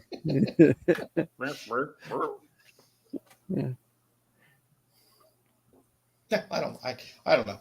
I don't mind it. Still not as bad as a Kevin Eastman cover. So Ziggy Stardust Yeah. variant. Weed Richard, Ziggy Hard to top Stardust those. variant. Yeah. It's Punchline. Ziggy played guitar. they need to throw all their bells and whistles out. Plus, this is a weekly, isn't it? So they got to crank out a bunch of stuff fast. Yeah, I think it is. I'm looking to see who the lineup on it is. Dotson's doing all the A covers, I believe, for this. Dotson. And then Forbes is doing the B covers of it. Yeah. Dotson. We got Dotson here. Oh, Not, See, not nobody cares. the old 280Z. Nobody cares. Dotson. Batgirl, Catwoman, Poison Ivy, and Harley Quinn. I wish you looked that good, Tyson. All right. So, So, yikes. yikes. Worst cover of the week, we have Local Man number 13. I think this one made a double appearance this week. Trencher homage. Yep. Oh, you're God. taking Tony to task? Yeah. But at least it looks like it's supposed to be that way. Yeah. So that's I mean, that's Trencher- something at least. The original book wasn't anything to write home about either. So BK I wants actually to think know, this is a Marco good will be wearing homage a to red, it. white, and blue blouse at the steakhouse in Baltimore. Martin's in a blouse. Tyson Gonna said the fill it. last one is the chick who fucked Joe's friend in a Baltimore strip club. Like I said, I really have to go back and watch that episode now. Yeah. That was Daycares and strip That was a good clubs and story. fucking strippers. And Good moving stuff. on to our best covers of the week, we have Wolverine Revenge number 1, the Greg Capullo cover. Yeah. Capullo just kills. Badass cover. He's just good. And then we have Wolverine Adventure number 1, the Takashi. Go for it, Sam. Okazaki. Okazaki cover. Okazaki's I think this been cover's getting more and more badass. work. He's been popping out a handful of stuff lately. So all his covers are fun. This But dinosaur mouth incident seems to be key to this whole storyline. I just looks like the contrast. Kind of of different. Kind of different Oh. from his Yoda covers, right? I mean, it's not the same real style. he's done a handful of different covers for stuff outside of Star Wars as well. The next cover is Wolverine Revenge #1. I love the T-Rex in this, and then how The Rob it's Liefeld in the cover. grays, but Rob Liefeld cover. the Wolverine suit. So it's the badass cover. There's a lot of muscle tone on that suit, though. That's all right. It works. I need, if I'm going to have a dinosaur on a cover, I need either a Frank Cho or an Art Adams cover out of that. Next up, we have Ultimate Spider-Man #8, the Lee Garbett variant. Garbett? Garbett variant. That's cool with the Kingpin thing. I know you've been enjoying this because I know you love the Spider-Man. What's the better Ultimate, right? I fell asleep through this series. I kind of gave up on it. I haven't started it, so I'll wait for the trade. I'm enjoying it still. It's different enough to keep me intrigued. Was the Secret Kingpin what really got you excited by this one? Absolutely. If I was more of a Spider-Man fan, I would probably be more into it. Is he really Uncle Ben? No, he's not Uncle Ben. I can't keep up with the non-Ultimate Universe Spider-Man, so it's dipping into this thing is a little much. But is this the storyline where Kingpin starts dating Aunt May? No, they've already done that. Aunt May's dead. Not my dad. Yeah. You're not my uncle. He starts dating Uncle Ben. He starts dating Uncle Ben. There you go. That'd be a twist. Maybe we'll get some more steam room scenes. Damien, I don't read comics at all, just manga. Cool. Then we have Namor 2, the P. Craig Russell cover. Oh my god. There's just something about this cover that I really like. Looks like it was drawn by Sergio Aragones. No, it's I think that's a Wally Wood homage. Yeah, after Wally Wood, yeah. But I'm not a huge Namor fan, but the covers on the series are fantastic. Interesting. Even the A covers are really great through this series. Too busy playing dodgeball. But I do like that a lot. I will actually probably get that. Yeah, it just like I double taked on this one a couple times, and it just every time I looked at it, I was like, man, I like it more and more every time I look at it. Yeah, it's a cool cover. Then we have like that stuff. EC from the Abyss 2 Bermejo cover. Bermejo. My Bejo. These have been good. I hand it to Oni because Oni Press is putting these out. That they're bringing back this EC title and having these fun There's a stories. dildo floating by.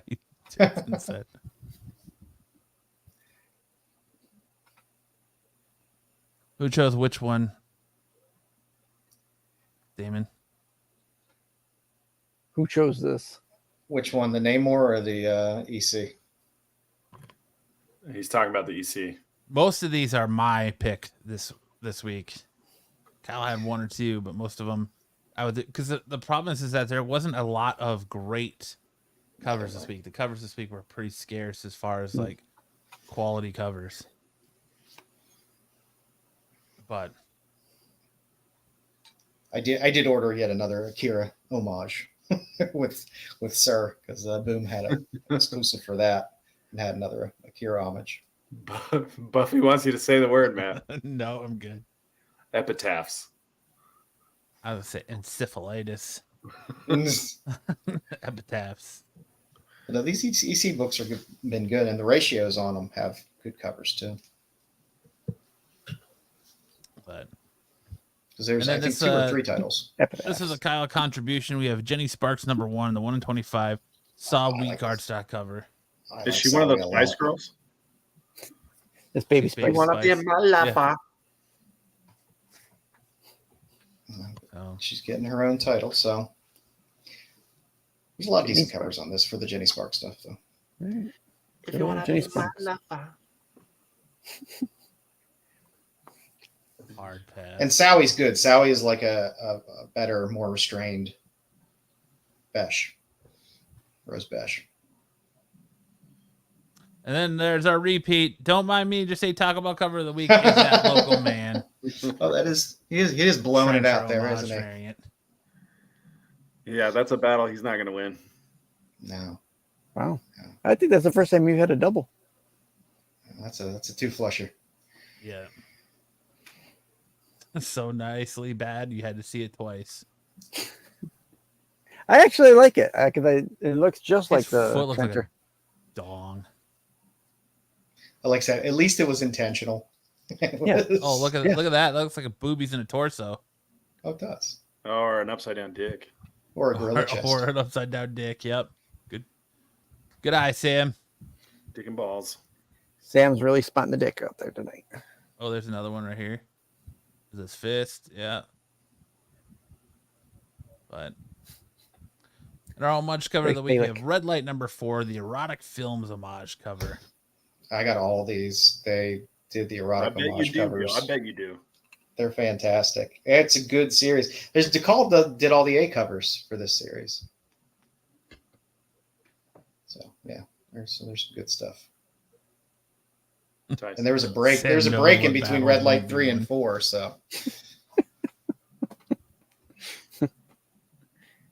that brings us into first appearances this week. So up this week we had the first team appearance of the Shadow Lanterns. What? There they all are right there. So we don't have enough lanterns. Yeah, they don't look like they're shadows. They are the Shadow Lanterns. Are they taken over? Are they possessed? Is that why they call them Shadow Lanterns? I have heard that this run of Green Lantern has been pretty good. But absolute power, Diane. Up next, we have Spider Society. Number 1, the first appearance of new Spider personas, including Ramen Head Spider-Man. Jesus Christ. What the hell? Because we need a bowl of ramen to be a Spider-Man now. Why so not? Stupid. This is from the Ramen verse. So, they're still pushing that Cyclops spider thing. It's like bad enough we have Scott in X-Men. Oh, and he's super emo too. Is this the answer to the Too many Scott Summers in this universe? The bangable popcorn bucket Spider-Man. Joe's the kind of guy to watch POV X-rated films. Big in Japan. Just get in there. But yeah, I don't know why they keep doing. I mean, we're not going to do Spider-Verse anymore. We're done. Yep. Here's another Spider-Verse. Here's some more. So earlier in the issue, Miles is eating a bowl of ramen, and then this thing shows up and makes a joke. It's like, "I'm here. Oh, thanks, Spider Ramen." He's like, "What'd you have for lunch, Miles?" He's like, "Yeah, pastrami." Yeah, right. You had a bowl of ramen. Stupid. This is dumb. What? Ramen with mayo, Spider-Man. Yeah, let's not bring that up. Great writing there, Marvel. Up next, we have Venom, the Venom War tie-in 36, the first cover appearance of Old Man Venom, Dylan Brock, with that ASM 129 homage. So now Dylan's like Cable, coming back old. Yep. Coming back in time during the Venom Wars. Great. Then we had Spider Wars, Spider-Man, the first appearance of Arachnite. Or Noit. Arachniote. It's a portmanteau of arachnid and symbiote. So created by Null, looks just like a giant fucking squid. Oh, there's your $2 word game in portmanteau. Like we're back in Arachniote. Like we're back in Watchmen.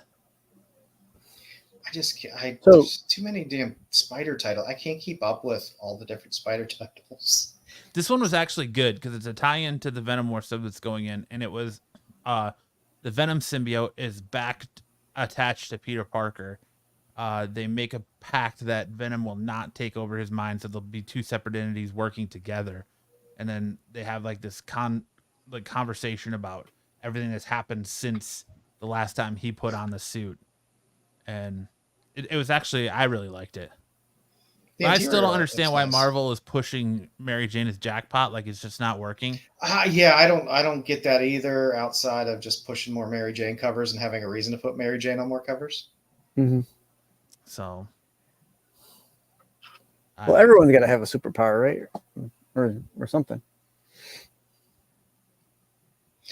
Well, at least it's a Greg Land cover where somebody's not kneeling on Or the tentacle, stairs. please. That's something. Right? Yes, that is true. in different uniforms. Yeah, it's Just copy and paste. I'm Craven. No, I'm Dr. Octopus. No, I'm Lizard. Get out of here. And then Werewolf by Night, we have the first appearance of Elder Dorgana. Yeah. Sounds good to me. And then X Factor. This is actually an interesting book. You have the first appearance of Cameo, a shapeshifter. The first cameo appearance of Zyber, a hero with electronic-based powers. The first cameo appearance of Granny Smite, a mutant whose intentions on every mission is to die. So, yeah, why don't they just call her Suicide Girl? did you read this, Joe? no, I did not. Because I picked up X-Force when they rebooted it. I was like, this is the dumbest fucking thing I've ever read and completely unnecessary with the worst team ever. And I was like, oh, you're putting Angel on a team to lead a team. Then I was like, no, I'm not picking Well, so this book it takes, everything's after the fall of Krakoa, and nations are now recruiting mutants and holding them to be like weapons. So they're getting all these teams to be weapons, and the United States recruits Angel and Feral and Havoc, and here I'll show you the first. So here's the beginning of the team. Oh, there's Granny. Yeah, there's Granny. That show. That's one to spec on. The first team right here. Suicide. So they go on their first mission, and they all die. So the start of the team here is this team here with Angel, and then they all die, and then this is the new X Factor team at the end with Granny Smite and Pyro. And was that the bonus page from the QR code? No, it's just the very last page in the book. Are they still doing the QR code? Did they do the QR code in this one? I did not pay attention to it, honestly, but because the QR code last page is always it tends to be a spoiler page with reveals. So it just it was a fun read, but I wasn't expecting like the entire team to basically get wiped out in the first issue, and then you start over with a new team. And Granny Smite just sounds like a hilarious character. I'm just here to die. Yeah. I'm just disappointed that there was way too much crap.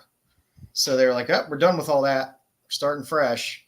And then they just dumped way too many titles out. I would have preferred just give me an X-Men and an Uncanny X-Men.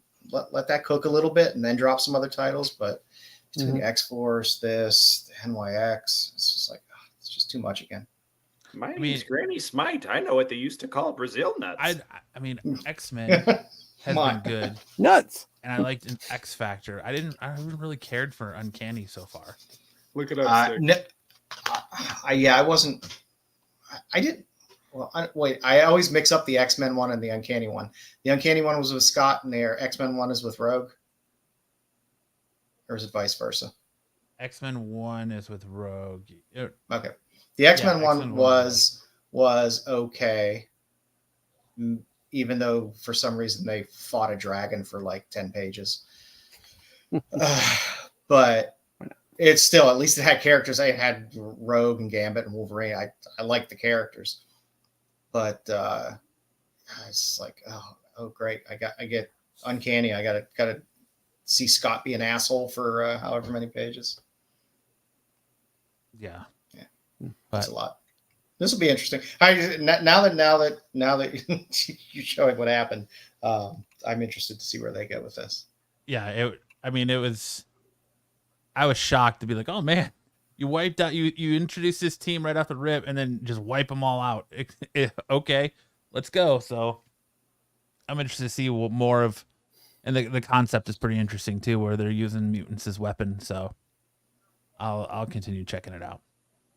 And then we had our X-Men number 2. It's the first appearance of Ben Liu, a mutant who's able to basically astral project things. He makes what they believe, the X-Men believe, is in this issue they get like this announcement from Cerebro that a new mutant manifesting, and they go, and during the manifestation, there's a huge like alien invasion. Well, he's projecting the alien invasion as part of his power. So that's kind of what his power is. But Yeah, So he's Hartman with AI. I just don't understand why they have to reboot and then be like, the first thing we're going to do is introduce a lot of new characters unnecessarily. Because there's not enough mutants. There's not enough mutants in the X roster. right. Gotta have more. Yeah. More. I need more. And that is it for first appearances this week. We had quite a few of them. Now we roll into hot or iced. Where are they now? If I can find, here we go. It's not going to play.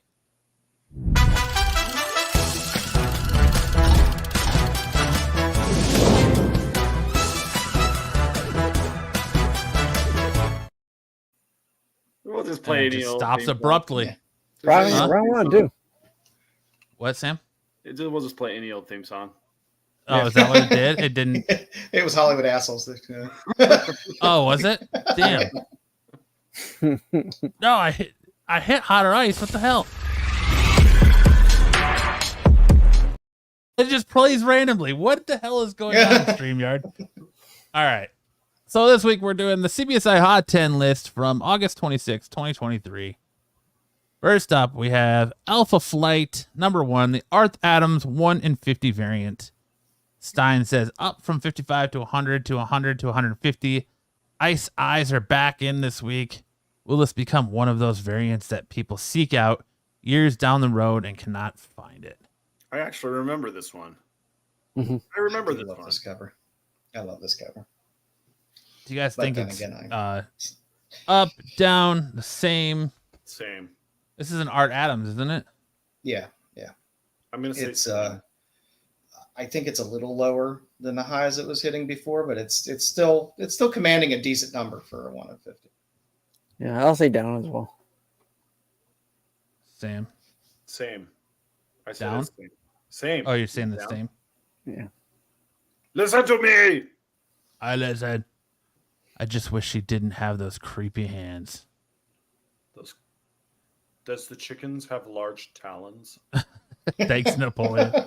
Total asshole. This has a cold asshole. All right.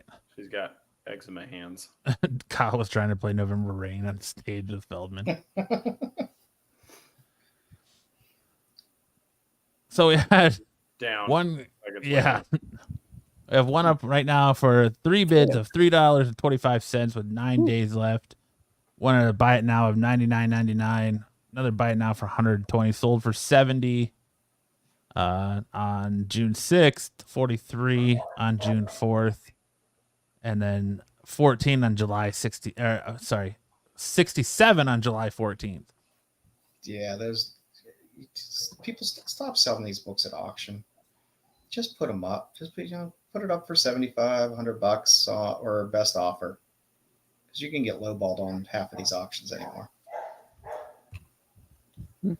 Less than $50. Buy it. Had 74 total recorded sales. Highest known value that was on this book was a raw on September 8th, 2023 for $190. Had a 9.8 sell for 124, or sorry, sell out for 130 on 8.6 of 24. So not that long ago. Had a near mint raw sell for 140 on 425.24. Near mint sell raw sell for 67 on 6.2.24, and then another no grade for 67 on 7.14.24. Up next we have Seven Ghouls or Ghoulie. Svengoolie. Svengoolie. Svengoolie. Lost Yeah, in Svengoolie. Time #1. I forgot about this book. 40 to 50. This is an odd one. I'm not from Chicago, so I wasn't aware who this guy was, and I'm still trying to figure out why people would be paying premiums to get this. I love I don't even know. Svengoolie. I don't even know what it is. Svengoolie is a local horror show in Chicago and on MeTV, which is a syndicated channel on terrestrial cable. God, I have no clue with this book because it is niche. It is very niche. Yeah. Jamie says this is down also. Terrible cover. I don't really like Stephanie Rue. I like her Zatanna work that she did, but so. I'm gonna hope it's down. I'm gonna look for that because I forgot about this. I'm gonna say it's down because anyone who really wanted it got it already. So Consequence says love this, but I say down. Except me, I'm gonna. Can't be You too think many down people too, Sam? clamoring for it. No, I say same. Same. I'll say down, probably about $25. So it's about this, $25 to $40. Yeah, $20. Still have some of them on sale for $29.99. Buy it now. $38. Buy it now. $36. $39. Had some sales on July of $24.99. One sold for $20. $39. $19. Somebody got it for $19. That's a steal. I'm guessing there can't be that many of them out there. So I guess you should be able to get one sticks for about $30. It was open order. I mean, it's an open order book. It's not like it's but it depends on how many people actually ordered it. Because, like even Stein says, he's not aware of it. A lot of these people don't know who the hell Svengoolie is. Another fraud. Unless they're classic horror fans. I'm trying to see the difference because it looks like there's one with a trade dress and one without. But yeah, you're right. The one without the trade dress seems the one to that's $39.99. Oh, you mean the word bubble on the bottom? Lost in Time. Yeah. It's cover B. Well, they all say cover B. Yeah, it might be a pre-picture. Oh well, one of them doesn't have the Me TV on it either. Yeah. Yeah. Correct. The Me TV one might have been a C2E2 because he was at C2E2 last year. Me TV every Saturday night. I'll have to find Me TV. Yeah, Me TV. We don't have it here anymore. They took it off our channel. They gave us Hallmark or some stupid shit. Who's that? Fade? It stayed. Oh, he left. Fade left. Oh, Cal 2.0. I see a pair of man tits on the screen. He's getting set up. Shit, I gotta put on a shirt. Situated. We're glad to see you're free from the clink. The camera fell. We're glad that you're free from the clink. Me too. After Corey Feldman knocked you out. Shit. I whooped that motherfucker's ass. You shouldn't have tried to French kiss him on stage. That's why we got in a fight. He tried to rush the stage during his guitar solo when he knocked you out. I'll show you how to play a guitar solo, motherfucker. Knocked the guitar out of his hands and the guitar solo was still playing. Yep, it sure was. Kyle's out of jail. We need the story. Kyle told him to stop struggling. Stop struggling, really. Just my finger. I'll tell the story of the. Like you're at the beach. No, I'll tell the story of the Facebook Marketplace purchases. Ooh. All right, where were we? Svengoolie. 66 total recorded sales. Last known raw was on August 20th, 2023 for $52, highest on value. Had 9.8 sell for $30 on 11/12 of 23. Ooh. No recent sales on this. Copyright infringement time. Woohoo.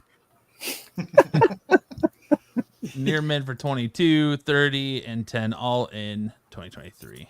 Go ahead, Kyle. You take over. At number 3, just like last week's list, this was the number 1. We have X-Men number 30. Stein says still going back up. 9.4s are now 350. 9.0s are 225. I'm telling you, if Marvel was smart, which I'm not sure they are, putting Taylor Swift in this role would guarantee a huge box office return, which she's not. If she can't act, she does it. Then just keep it a low key on screen, which she wasn't. Nope. She cannot act. I think they were down last week. They're even further down now this week. I don't. They haven't changed much. I mean, There's no sense. Well, the problem is after this, there was more Taylor Swift news, so they went up significantly, and then they came back down, but they're not down below. Yeah. What was the new Boy, Taylor still Swift? bought a 9.6 for $500, huh? It's a key issue. Just call that 9.0 for My ass. 175. Yeah, that's This dude right here, he's got bold strategy. $1,800 for a fucking 9.8. he's a bold strategy, Cotton. Let's see if it pays off for him. Yep. probably one of the only 9.8s out there. I think the 9.8s were going for like 1,400 a while back. Dare to dream, 1,400. Matt. I guess. Everybody has a dream. Oh, it's from Reese too, which means you can go on Reese's site and get it a little cheaper. And then at number 2. Oh, go ahead. Yeah, sorry. Nah, it's all the same. Like you've had a 9.4 sell for $192 on 8.13, a 9.2 sell for $375 on 8.1, an 8.5 on 6.1. So it's pretty much all the same data from last week. Yeah, I think you're going to get a slow burn down on that. At number 2, It was we've got the this- Night Terrors, Ravager number 2, the Your AI copy, yes. Says was $60. Now it's $175 to $200 after settling in to that $60 price point. This week we saw a massive price jump. Low available supplies appear to have pushed this one up this week. So what are you thinking?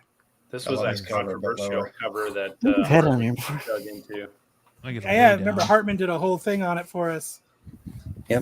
Broke it down for us. I still love Natalie Cosmic Sanders. says, I used mine for Sit down. kindling camping last night. There you go. Say $60 aye. is a good That's saying it was useful. So what do you guys think they're at now? You think they're staying at 60, a little bit No, I more, a think little bit they're less? They're Head definitely not down. at they're definitely not at 175 to 200. Yeah, it's not, Much it's not I'll tell you. 175 to 200. 60 might be about where it's at. I think 60. 60, 50, 50, double ratio. Yeah, I think they're Probably fair. even below that. I wouldn't be surprised. $20. 1834. $20. There's That's the year only $20. Sticks was born. 1834. 1834. Right in the middle of Civil War. Yep. So there's only 2 on eBay right now, and the last sold was May 27th. So people, they're not really clamoring for this one like they used to be. At a So, best offer. so I'm sure $85, probably maybe 80. It's still decent for a 1 in 25. It's not a key issue. Yeah, just for Just for a sexy cover. Start it at $1. See what happens. her hoop is as cold as ice. Eh. And then, go ahead, Matt. Got 58 total recorded sales. Highest known value was a raw on August 25th of 2023 for $203. Yeah, really haven't seen much movement. You had a 9.8 sell for $150 on 7.3 of 24, and a 9.6 sell for $127 on 2.2 of 24. You had a near mint raw 9.0 to 9.4 sell for $95 on 5.27 24. I feel bad for that son of a bitch to pay $203 for a raw copy of that. Right? Poor bastard. But he Don't dumped chase another books, 100 in kids. it to Don't probably chase get it graded. books. No. Don't go chasing comic books. Those things are on previews and stuff like that. If you miss it, it's okay. There'll be another one. Stick to the low prices they're supposed to be. Yeah. The number 1 book for last year with Mandalorian number 1, second print EM, just 1 in 25.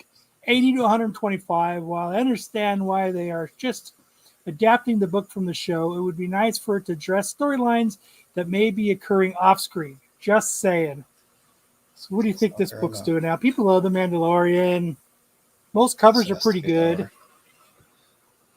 These would get these 1 in 25s would get hot for like 2-3 weeks, then they'd cool off. So I'm gonna going to say down.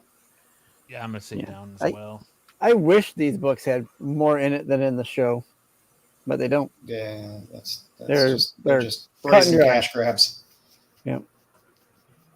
You might as well put the storyboards in them. Yeah. I'm gonna say down too. That'd be more exciting. Yeah, I'm gonna say this down. So you're free. It'll be cover price. Oh, you're free. I broke the fuck out. So that's actually Cobb Vance on the cover. So $1.99. Yes. 34.33 and $99 best offer accepted.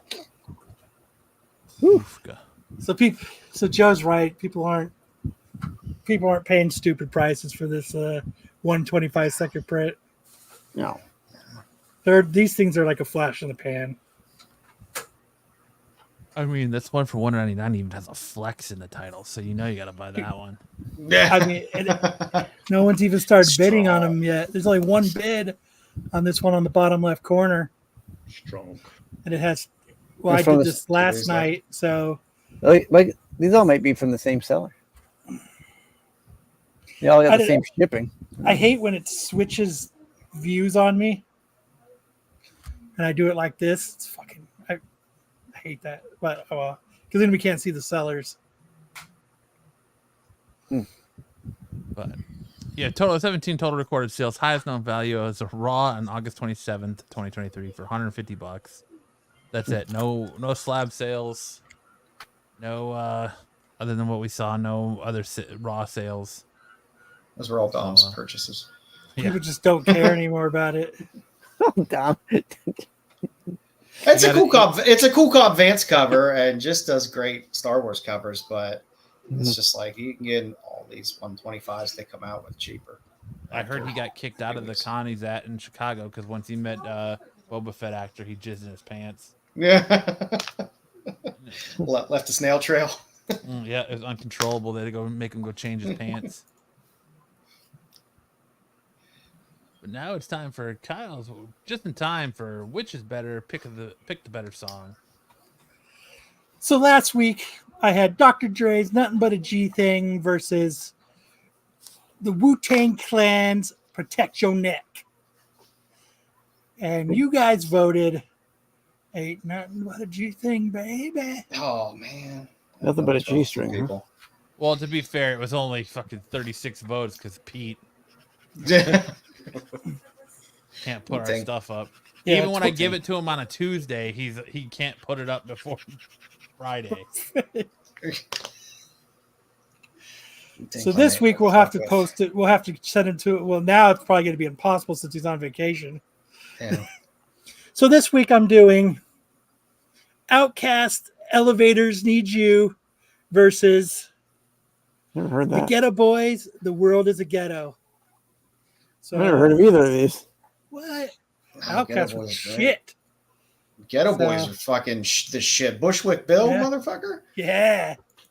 So I'll Never. start, Sam.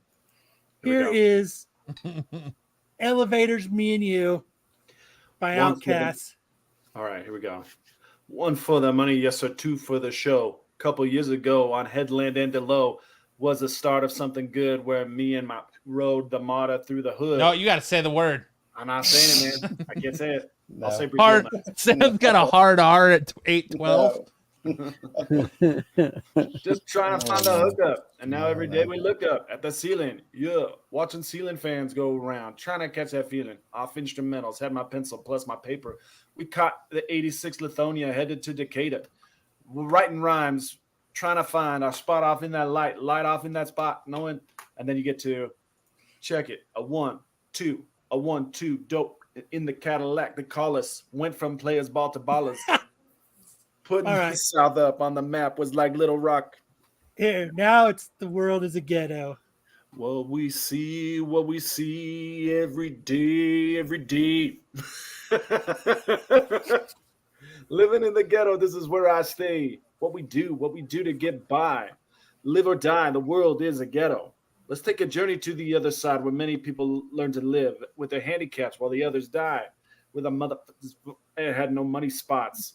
If they did, then they asked when insane. When all the money stops. I'm from the ghetto, I'm used to that. Look on the map and find Texas, so where Houston at. It's on the borderline of hard times, and it's seldom that you hear that praying, giving God time. That's why you ask your mom to pray for me, because I know that even I got to die. Even he got a day for me. And every morning I wake up, I'm kind of glad to be alive, because thousands of my homeboys died, and very few died of old age. In most cases, the incident covered up the whole page. From Amsterdam to Amarillo, it ain't no secret. The world is a ghetto. World is a ghetto. Nice, good job, Sam. So you'll be able to hopefully go vote. I do not have the N-word pass.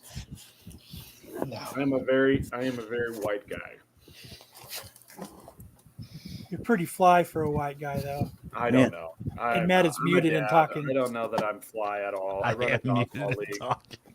I said I thought it was if you're singing in a song, it was okay. I don't know. I'm not sure it's not. I don't think it's ever okay. Pretty sure it's never okay. With Pete on vacation, we should just played the songs. He'd be so pissed. So there you go. Make sure to go vote if Pete puts it up this week. Maybe we'll even have to get Marco to put it up. Oh God, he won't understand. He puts it up, it'll be all wrong, and there'll be like half a paragraph explanation of why this is stupid. I don't get it. I don't get it. So moving on. We got Now, movie wars. For the last week of the Steven Spielberg movies. Yeah. So last week we did Jaws versus Indiana Jones and Raiders of the Lost Ark. You guys voted. And Thanks, Damien. Raiders of the Lost Ark. I demand a recount.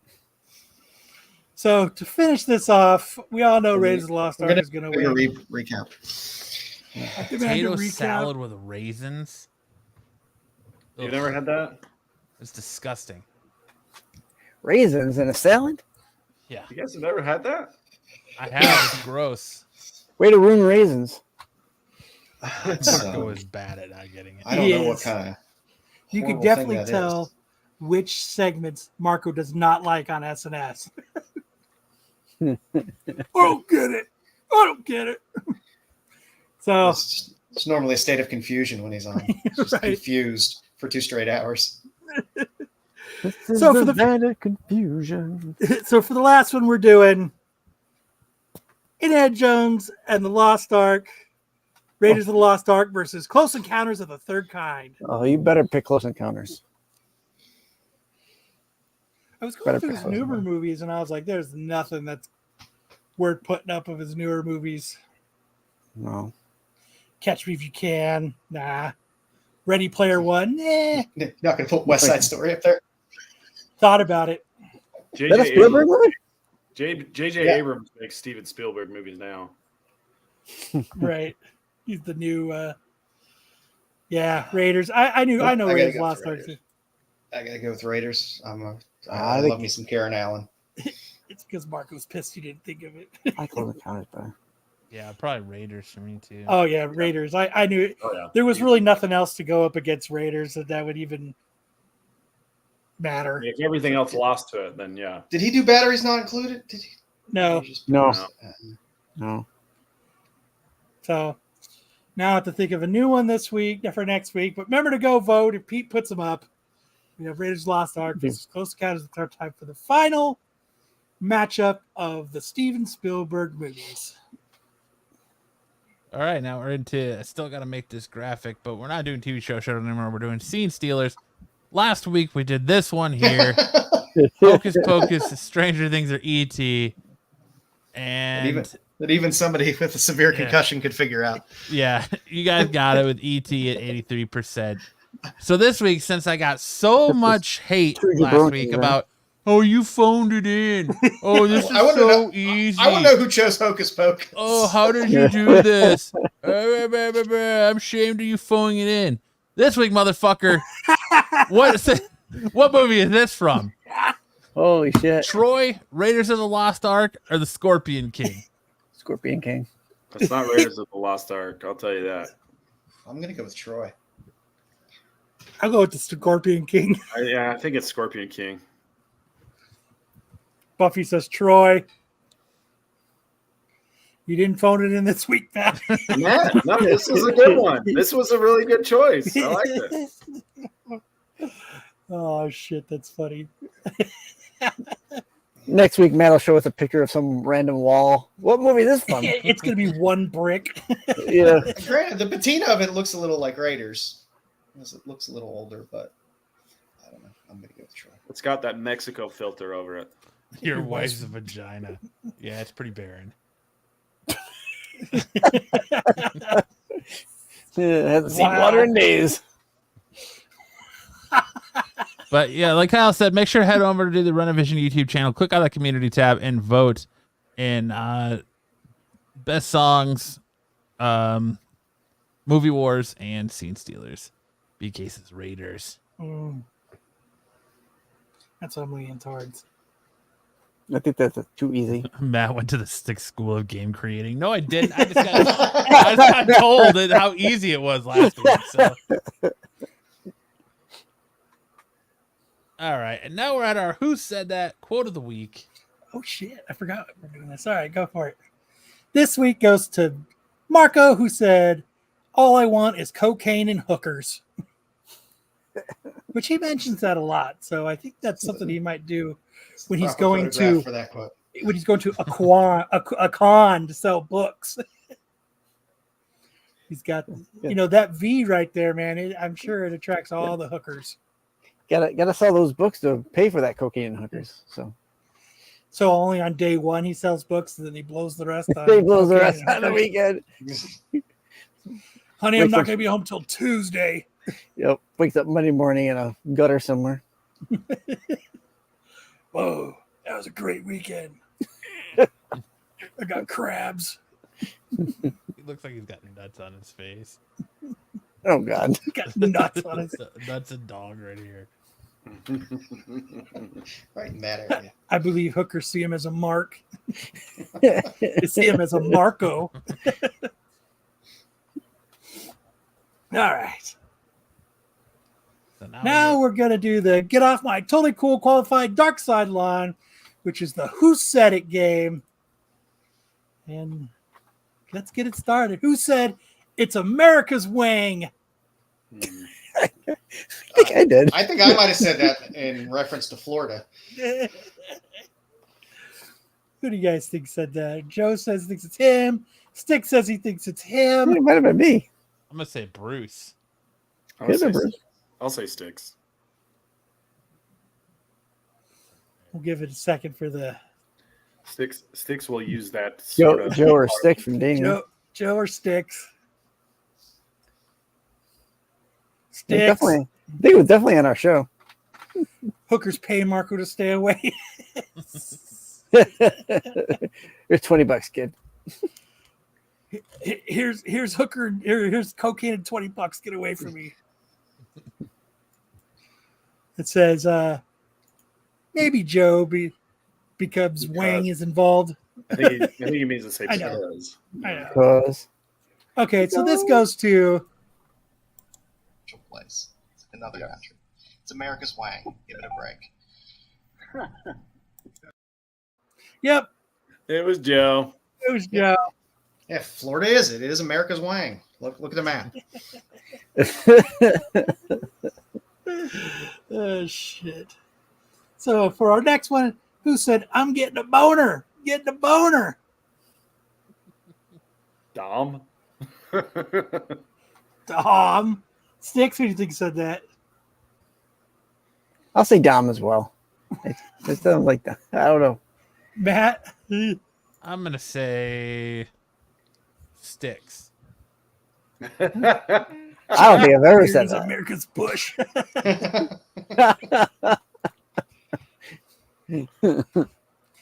Joe, who do you think said that? I don't know. Doesn't sound like Dom.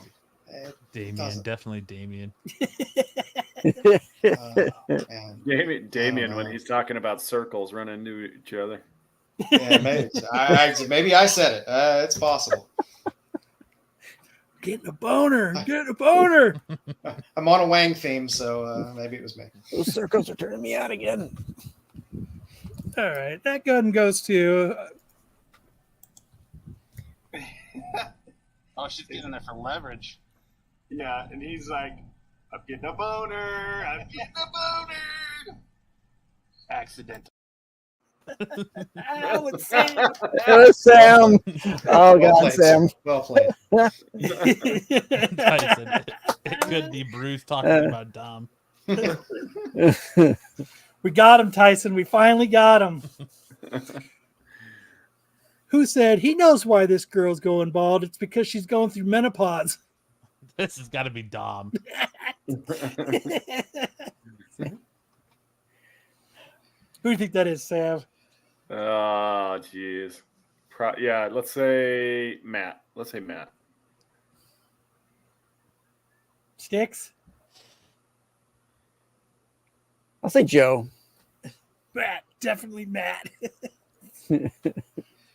Joe, who do you think this is? I'm gonna say Marco because it doesn't make any sense. Only Then again, I could have said it. Who knows? a douche would say this. Mhm. Then I found the right show. All right, so Disney Plus is about the only one that goes that It's short. dumb. Well, I don't know. I don't have a problem with it. I found the reason why this girl's bald now because she's going through a menopause stage. That's why she's bald. There you go. Jesus. She's 100. that was dumb. There you go. She's going bald because she's going through a menopause phase. Go menopause. That was dumb. Got any more? Dom wonders why we play the Dom game. Who said, have you ever seen a cat's junk? I think I remember. I think this was Marco. I think I remember this. Have you ever I think it was Marco. You ever seen a cat's I don't know. junk? He hates pets, so I don't know. I'm gonna say Kyle. Sticks, who you think it is? I'm gonna say Marco as well. This time. Joe, who'd you say? Yeah, I'll just go with Marco because it sounds like something. It's a safe bet. It's just some random thing to say. Some random, out of nowhere comment. So, who said this is? He became like a cat man in Grant Morrison's run. You ever seen a cat's junk? Oh, dude, that ain't anything you want to pass. Oh, Pete. Pete seen a cat's junk. Next we have penis. Who said this was a turd inside roadkill wrapped in a package of anus bleeding everywhere. Marco. Yeah, it definitely sounds like Marco. Yeah, sounds like Marco too. Sounds like typical Marco hyperbole. Yep. There's too much detail in it. It's got to be Marco. Yeah, it's a word. It's a word sandwich right there. It is word salad. All right, so It's not good sequential storytelling, Art. Art was. With all that being said, you know what this really was? What was it? This was a turd inside roadkill, wrapped in a package of just anus bleeding everywhere. This was garbage. This was disappointing. I wanted to like this. I thought definitely Marco. Yeah. Nobody gets madder about reading a comic book than Marco. His analogies suck. Yeah, they do. Yeah. Nothing like mutilated roast beef. I can't even remember these anymore. I wrote them down.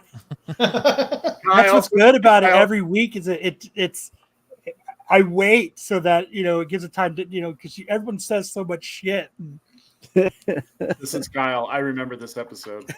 Yeah, who said just Google the world's biggest cocks? Kyle. He tried to get us to do it for 3 weeks in a row. Don't do it on the work computer. Marco gives details nobody wants. Right? All right. Kyle. share the screen, His- but like, yeah. just Google world's biggest cock, dude. I don't think I will. Dude, make sure I you told do you it on I a will. regular. Man, I'll pass. Oh, I had to cut that one because there was somebody in it that must not be named. I heard his voice. I heard the voice. Yeah. I know I couldn't blur the voice out. I tried. Was it the French pole vaulter? And for our last one, we said, who said, here's a spoon so you can eat my ass? Dumb. I'm pretty sure this was me. Yeah, let's go with Matt. Matt hasn't made an appearance yet. Monster cock episode. Joe, who do you think it was? Yeah, I'll go with Matt.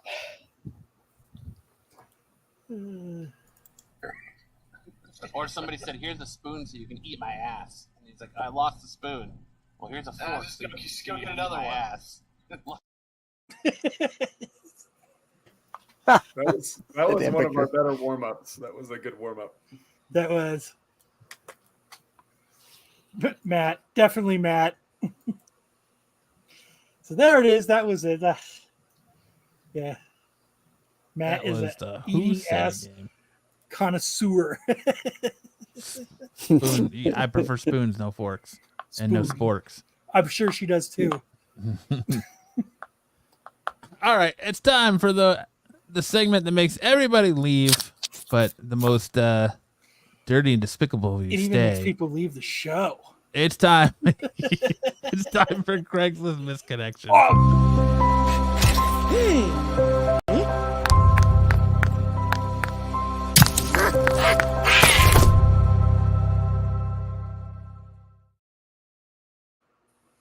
Here we Who go. doesn't Who wants to start this off? You know what? Joe's the guest. He can do it. Yes, Lancaster. I will do all the things your man won't. Subtle, direct to the point. Yes. I like the straightforward ones. They're always the best. I was showing a couple people the Kyle one from a couple weeks ago. The Kyle one was great. I tried to re-find it. It's not on there. Mm. It must have been fulfilled.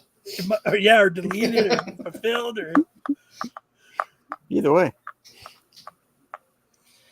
Hemorrhoid help, Atlanta. Hello, I'm a 29-year-old black male that keeps getting hemorrhoids that return. I am pretty fit and work out a lot, which my doctor seems to think is the problem from all the straining and pulling. Even when I've slowed down at the gym, they continue to come back. The hemorrhoids are a bright pinkish color if that helps. I've tried all types of remedies as well as doctor prescribed medicine, just looking for any type of guidance that you might have. Thanks in advance. Nothing says classy like looking for medical advice in the Craigslist. One answer.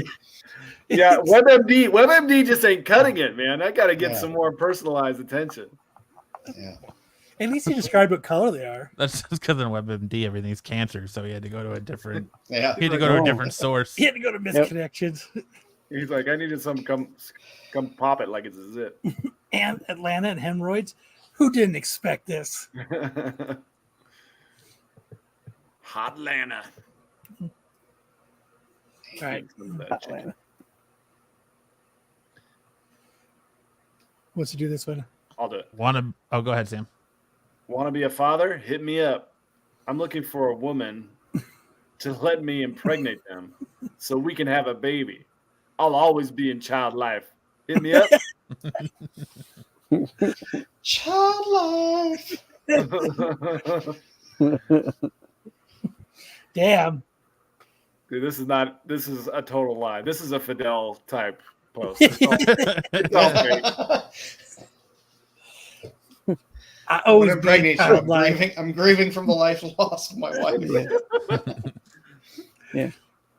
Actually, his would be, looking for a German Italian to replace my last German Italian girlfriend / wife. We can have baby. I'll be child life. Hit me up. I'll be in child life. Hit me up. All right. Sunglasses. If you wear your sunglasses on the back of your head, you're a douche. Fair. It's quite fair.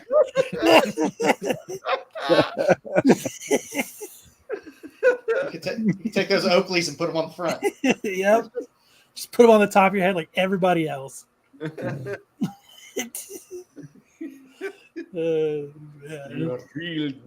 Fidel can't have children because of a hose accident in fireman's school. A hydrant malfunction. Got nozzled. Anyone else into ABDL? Westchester. Anyone else into ABDL? If you know what that is, write me. Do you know what that is? Does anybody know what that is? I know what it is. I'll never be able to write them. It's adult baby diaper lovers. Oh, no. Oh. Adult babies. That's horrible. So if you, if you're into diaper play, there you go. Nice. Some fetishes that Did you look make it up me on Urban cringe. Dictionary or something, Kyle? Yes, because I've seen so there's two. I looked up. I have your Shout out CD Guy and then ABDL. And I was like, You what? Flavor Town. I was like, what the hell is CD? It's cross dresser. Gotcha. And then I was like, and I've seen a few of ABDL. I was like, what the hell is that? And I was like, oh, adult baby diaper love. We need a misconnections dictionary. That's what Urban Dictionary is. That's what we're slowly helping everybody with. Now people know what a goon cave is, all kinds of stuff. This is such a poorly constructed. They know what docking is. This is such a poorly constructed ad, though, because is this the person that likes wearing the diaper? Is this the person that likes caring for the person in the diaper? What if you're the person that's in the diaper and you get another diaper person calling? Then you got just two people in diapers. Though. Here's the And thing, shitty Joe, diapers. What's going on? This was written by the FBI. Think So these things out. people. The FBI. this is Chris Hansen bait for a trap. SNS is a learning experience.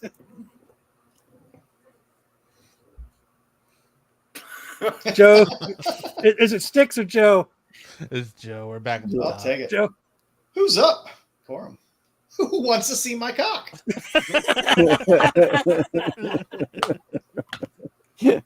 Again, brash, straight to the point. Hey, you know what?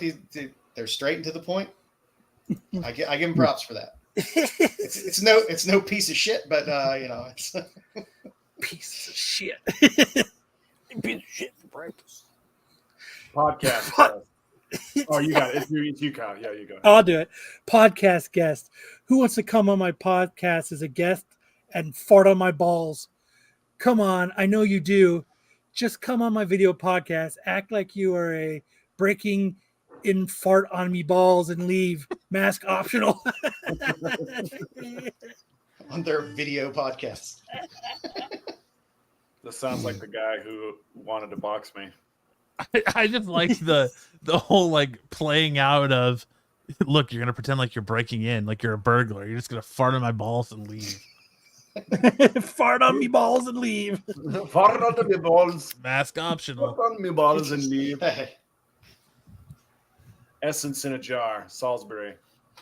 We met each other from a post here a week ago, but I lost your number. You wanted someone to make OnlyFans content with you.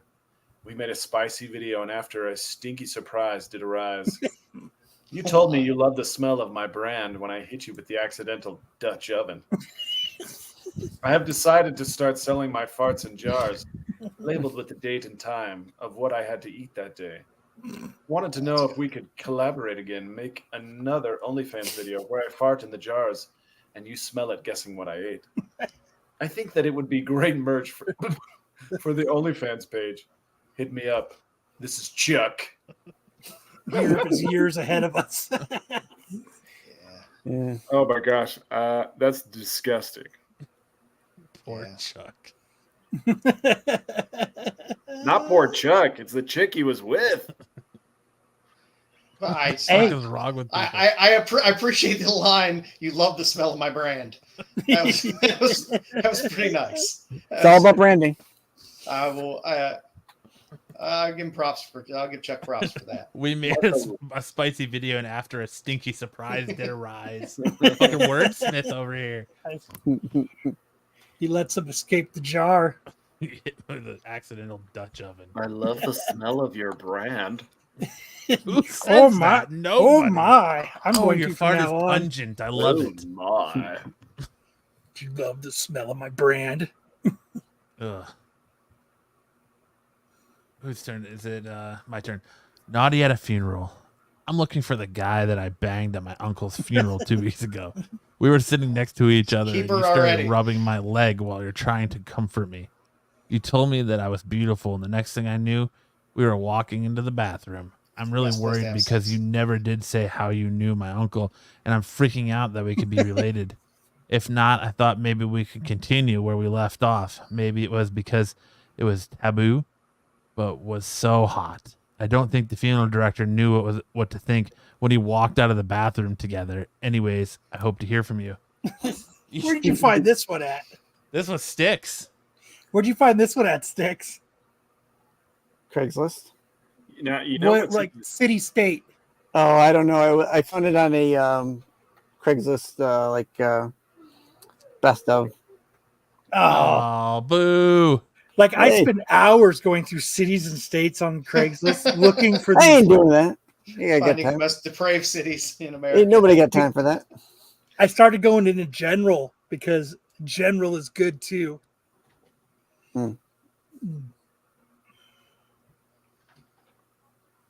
Seen you eating cat food, woman for man. Seen you eating cat food out of a can. You was using a fork. Looks like you's got some manners. I like that. First for listing. Looks like you's got some manners.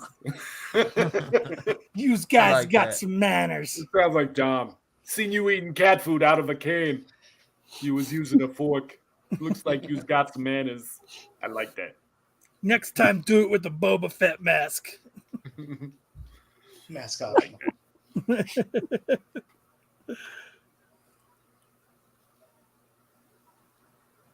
Joe. Good luck. You was the ultrasound tech at Bronson Cox Hospital. One for man. Or sorry, one for woman. Ooh, better. It was Thursday night. I had a UTI. And you was like Hermione from Harry Potter with your ultrasound wand, and you cast a spell on me. I was there with my boyfriend, but would leave him for you because you know how to work it, girl. You want to go get McDonald's sometimes? Hit me up. Tell me how big the cyst was on my ovary.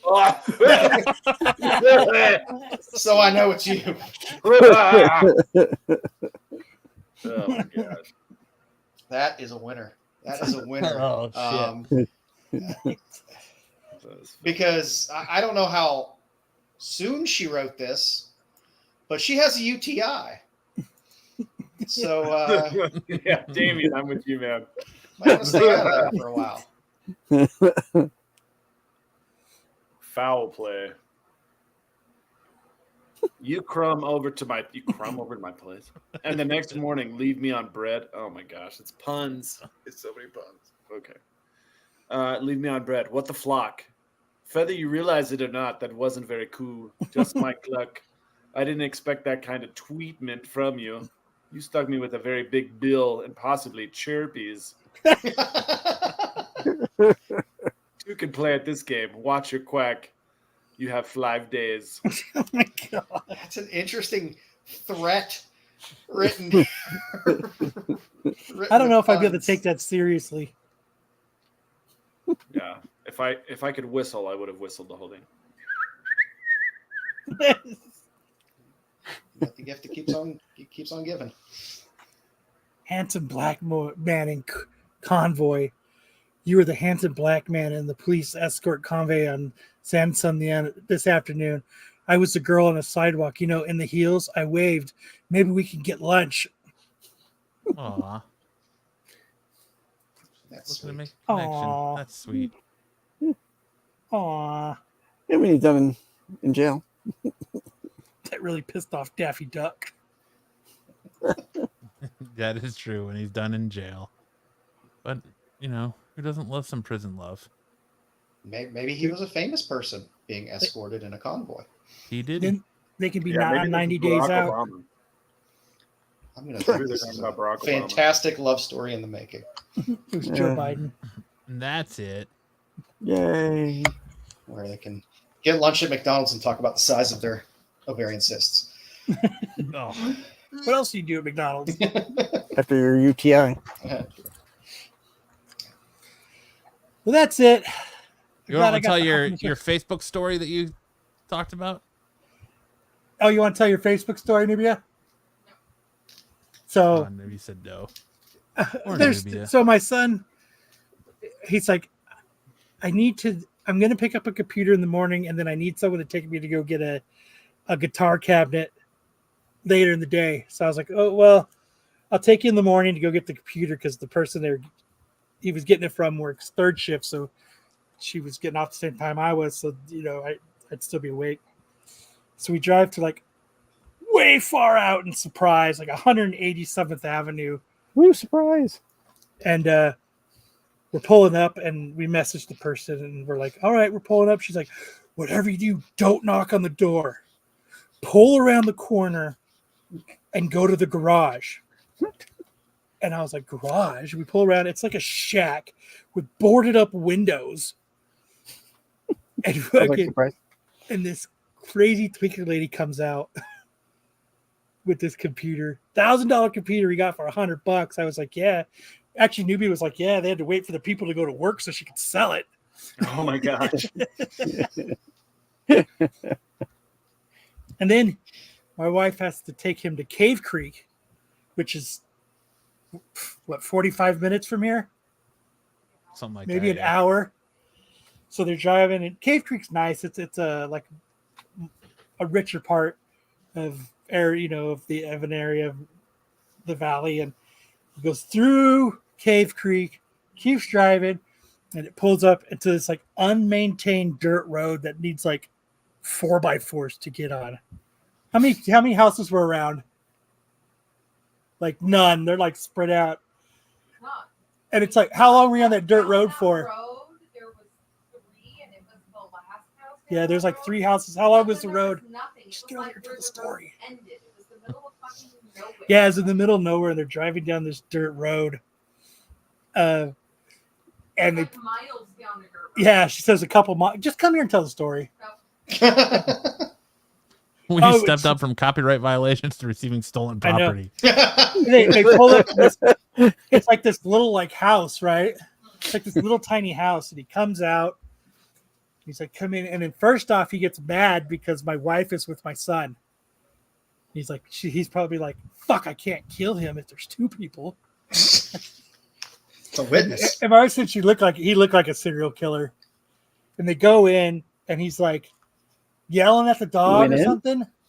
Yeah, before we went in, he yelled at the dog to let go. He yelled at the dog to go, and they went in, and it's like the size of like, the house is like the size of like a studio apartment. There's no dog in there. There's dog hair, but there's no dog. And he's like, I work from home. I just got off work. There's no computer in there. It only had like a TV and a couch. And then just this cabinet. And then he had like 150 Circle K cups stacked up. There's no Circle K around. Things are afoot at Circle K. And I was like, yeah, if Matt showed up by himself, he would have been a true crime podcast fucking story. That's what he just got off work. Yeah, because he just ketamine somebody and he's fucking harvesting their organs for the black market. And the Circle K cups are his trophy. Yep. Make sure to get Circle K on your way here. Somebody in an ice bath in the bathtub. So he almost got murdered. End up in a dugout pit in their basement. He's like, come in and play guitar. There's no guitar there. Yeah, he didn't have it unplugged or anything. He was like, she told Matt to bring a guitar with him, planning on him going inside. Yeah. Did Matt bring a guitar? Yeah. Okay. He was like, oh, good, you brought a guitar. And like, he went inside. I'm like, hey. And then he saw my wife, and he was like, but you didn't even have a fucking car. Where was he getting Circle K sodas from? Yeah, he didn't have a car. No DoorDash. He doesn't have a computer to work from home. There was no computer. Uber Eats. It's like, Matt was about to The dog brings him Circle K. Yeah, the dog goes get him Circle K. You look behind, there's a bunch of shallow graves with roses planted on top of it. Maybe he was a serial killer and he works from home. That's what I was thinking. He's a serial killer that works from home. There's no neighbors. Nobody can hear you scream. It's in the middle of fucking nowhere. Nobody can hear you scream. Cave Creek, no one can hear you scream. Yeah. In the deserts of Cave Creek. Nobody hears you. Cave Creek. Nobody hears you scream, yeah. So Bumblebee. I don't know where it was. I didn't go. I was sleeping. But now I'm gonna go from now on. Black Canyon City. No, Black Canyon City's the other way. She's like, I'm not doing this anymore. You can go from now on. Yeah, that was enough for me. Too sketchy. Never meet at somebody's house for Craigslist things. Go ahead. No, go ahead. Grubhub keeps missing drivers from that area. No drivers are turning. I was like, this isn't even a road. Is this where I'm turning? This is crazy. So I just thought that was crazy. She thought she was hitting speed bumps. Those are actually the dead bodies he's buried. Nobody believes me when I say you're a serial killer. Yes. But he got himself a nice amp. So now he's happy. Good for him. Like I was telling him, do you remember that time we went to that dude's house to buy comics and he locked me in his garage when you guys all walked out to the driveway? Matt? Yes. It was the Spider-Man collection, right? Yeah. Yeah. Because it was me, you, McClay, and Kellen, and he fucking locked you in his garage. He locked me in the garage with them. I was like, that's it. I'm dead. I'm gone. See you guys later. I think he was worried about getting robbed.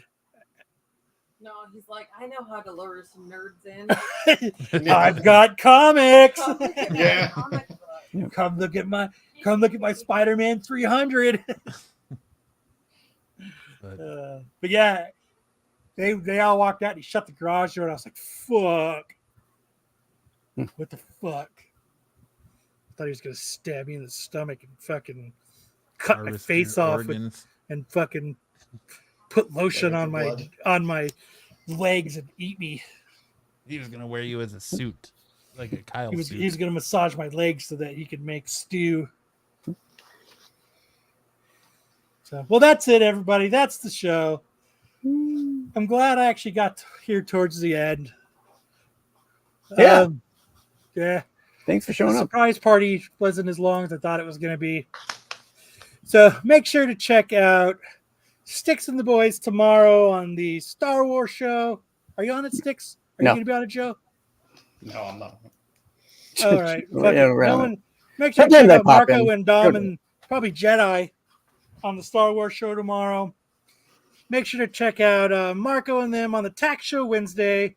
Make sure to check out Sticks and Joe on the Qualified. But right before that, Matt and Joe is on the CBSI Hot 10, giving you all the hot books of the week, which leads you back to Saturday with misconnections and serial killer stories on SNS.